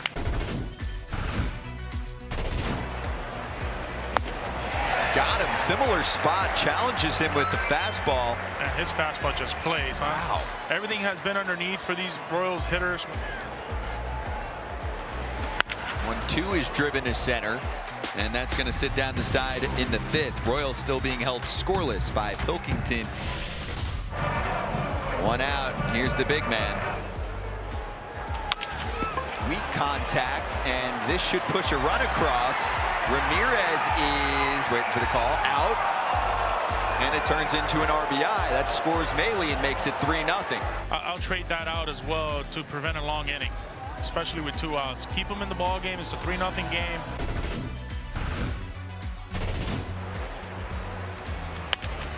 And that's a spinner over the head of Rivera, and it's going to bring in another run for Cleveland. They've scored in 4 consecutive innings, 1 run each frame. Palacios drives in Jimenez. It's 4-zip. And this is us live, and this is Emmanuel Clase. Oh, he is fun to watch yonder. He was nasty. 99, 98 mile an hour cutters, unhittable. He's got a really good curveball, but that defense behind him and Rosario. Beautiful Great play right there by Ahmed Rosario. 7 pitches, and it was a beautiful thing to see as the rain comes out. That's right. It starts raining. Nicky Lopez goes after the first pitch. That's to Ramirez, and that's the game. Your game summary, 4-0. Cleveland with the shutout of KC, 22-24. Guardians, 16-33. Royals. Brett Dolan, undefeated in our minds. Take it over. Yeah, I'm the gamer again, down, finding some shelter. Had a chance to catch up in the rain with Andres Jimenez with an interpreter. He did a great job without. He wants us all to know he is a big, big YouTube fan. I think Cleveland fans will enjoy watching him play, but I wanted to know what it was like to be part of an offense that just kept chipping away to put some runs up on the board. Always it's exciting when you help the team to win, especially in this situation. We've been winning 2 in a row, so third one is important, and even more important, winning here in your hometown. This is a young team, which you guys are trying to develop, get better, and win. How do you feel that process has gone, especially in these last few weeks? ¿Cómo siente que es el proceso de un equipo joven que se está desarrollando, que está aprendiendo, y cómo ha sido esas últimas semanas? I think the process has been really good, especially the younger guys coming over, like Juan, Oscar, Palacios. All those guys have been doing a great job. Pilkington as well. I'm very happy to see what the future holds. You were part of a trade coming over from the Mets, but this was an opportunity. How have you embraced this chance to play in Cleveland? ¿Cómo has aprovechado esta oportunidad del cambio después de que viniste a una organización como los Mets para poder tener una chance en la organización de Cleveland? I'm very grateful for the organization for giving me the opportunity to be part of this team, and you know, I'm looking forward what we can do, and you know, learn every day. Does it come with any pressure at all being traded for Francisco Lindor? ¿Tiene con algún tipo de presión poner en un cambio por ese tipo de jugador? No. Like I say always, you know, he has his own career, and he's a great player, but I'm trying to do my job and have the team to win. That's the most important. Finally, we talked all day about Cleveland, how you guys put the ball in play. You do not strike out. We saw that today, being able to spoil pitches.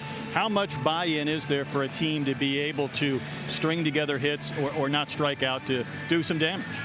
El equipo de Cleveland está conocido por jugar muchos picheos, no poner la bola en juego. ¿Qué se siente por tenerse parte de ese proceso donde toma bastantes picheos y ayuda al equipo de esa manera? I mean, that's the most important for us, you know, get the idea the next guy up, and you know, that's been helping us, and we are, you know, keeping that same approach every single time, and I think it's helping the team as well. Congratulations on the win. Thanks for standing out in the rain with us. No problem. Thank you, guys. There are clearly some teams that are trying to win. Others are trying to develop players. It feels like Cleveland, once they re-sign Jose Ramirez, trying to do both. Win some games, also develop some of these young athletes. And Scott and Yonder, it's going to be fun to keep track of a few of these players like Jimenez going forward over the next couple of months to see how good they become and how they can help this Cleveland team possibly compete. Yeah, Jimenez is breaking out. Clutch as usual. Brett Dolan with the umbrella. Gotta bring it on a weekly basis. And we play this one in under 3 hours. 4-0 Guardians. We've got a big content package of Austin Hedges mic'd up coming up.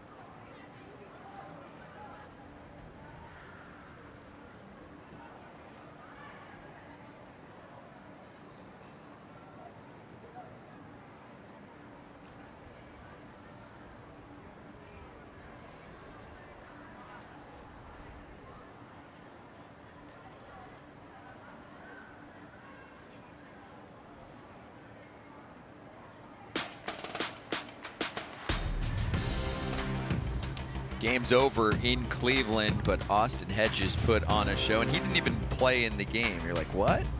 Listen up.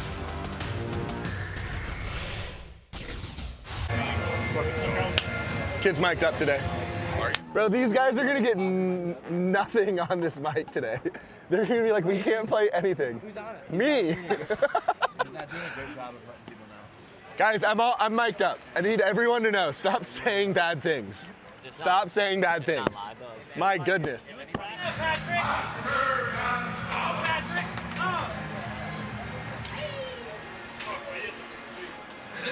Austin 1, Sun 0. You're mic'd up and you're wearing those?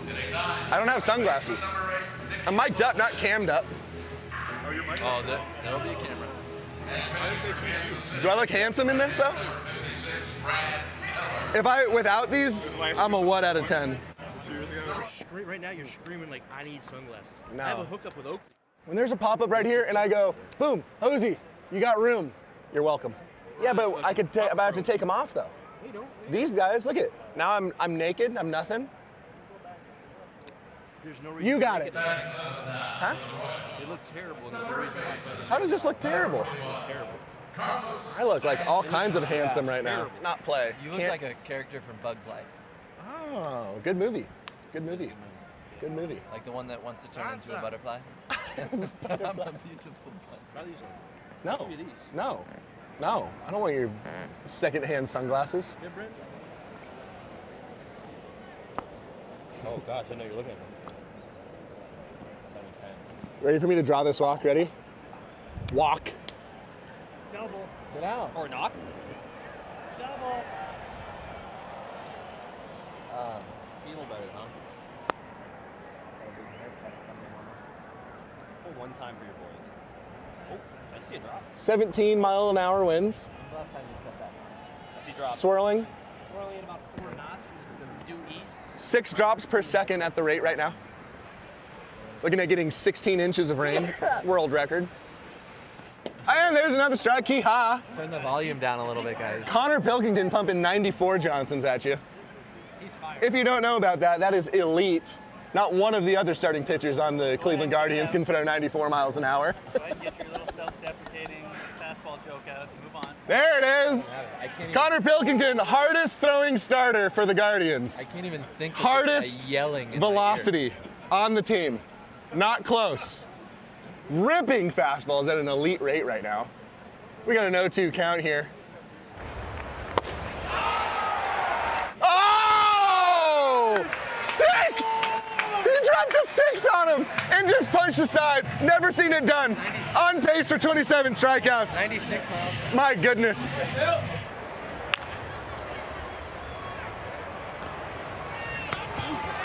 Yeah, Rosie! Hey, baby. That is just incredible. Sound the alarm. Woo woo. Good player alert. Good player alert. Woo woo woo woo woo woo. Julie, I'll give you $500 if you can manage to get a bubblegum bubble on top of Cal's hat without him knowing. $500. I feel like that's not my department. $550. I'm not as stealthy as you. And 25 cents. I'll be nice to you for a whole day. Yeah. You in? Wham! That's a knock! Nobody! No hits the guards. Nobody. No one asked your opinion, Justin. Seed me.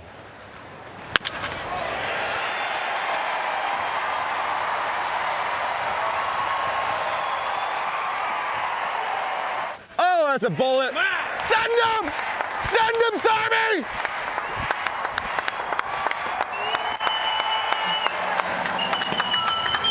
Nothing guards. Nobody shuts out the guards. Nobody.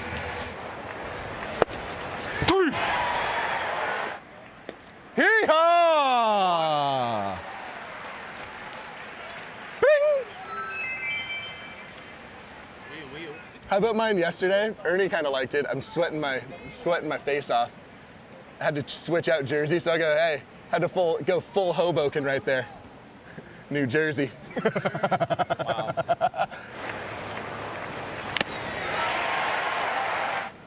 Connor, spelt with a K, presents to you a K! Yeah! That was good. Thank you. Thank you. No. Thank you, Austin Hedges, for being mic'd up all day. Oh, so many good ones. What's your favorite one? I wrote down like 4. Seed Me, I think, was probably your favorite. Seed Me and Hoboken, New Jersey. Hoboken, Shane Bieber telling him like the volume is up on blast. And I think also when he's putting on the sunscreen, Austin 1, Sun 0. And Bieber's like, oh, dude, you're going to be on camera too. Oh, so. man. Woo, that was fun. All right, Curious Creators. We love our YouTube creators and their questions. Our creator spotlight today, Hall of Fame baseball cards. Is it true that the team who scores first wins nearly 70% of the time? Well, it's definitely not nonchalant when you say we got to score first. If you score first, you win.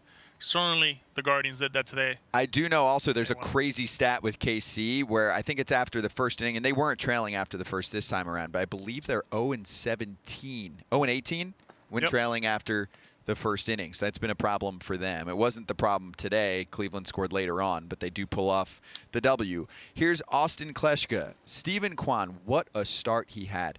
Who do y'all have for Rookies of the Year right now? I know my guy in the AL now. Who's that? Jeremy Pena.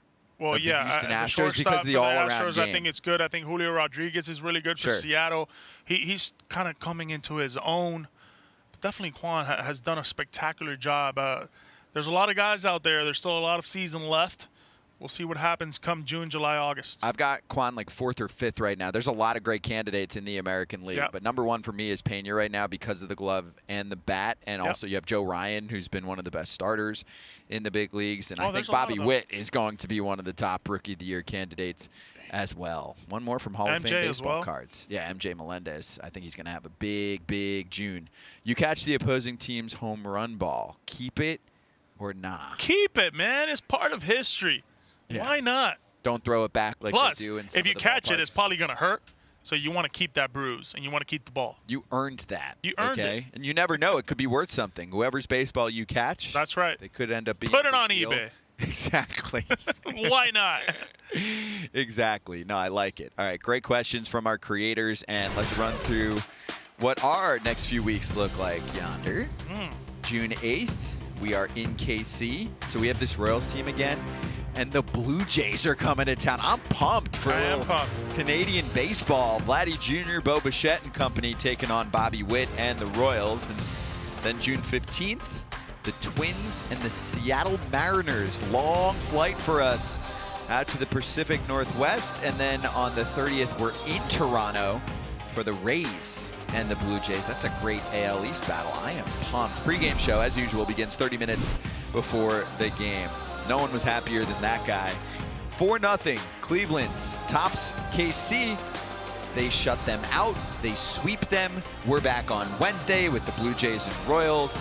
As you can see, we'll see you in exactly a week. Special thanks to our guests in-game and mic'd up, Austin Hedges. We spoke to Brady Singer and Tristan McKenzie. What a day on YouTube. Thanks to the crew, Yonder, Brett, Scott Braun, logging off for now. See you next week on YouTube.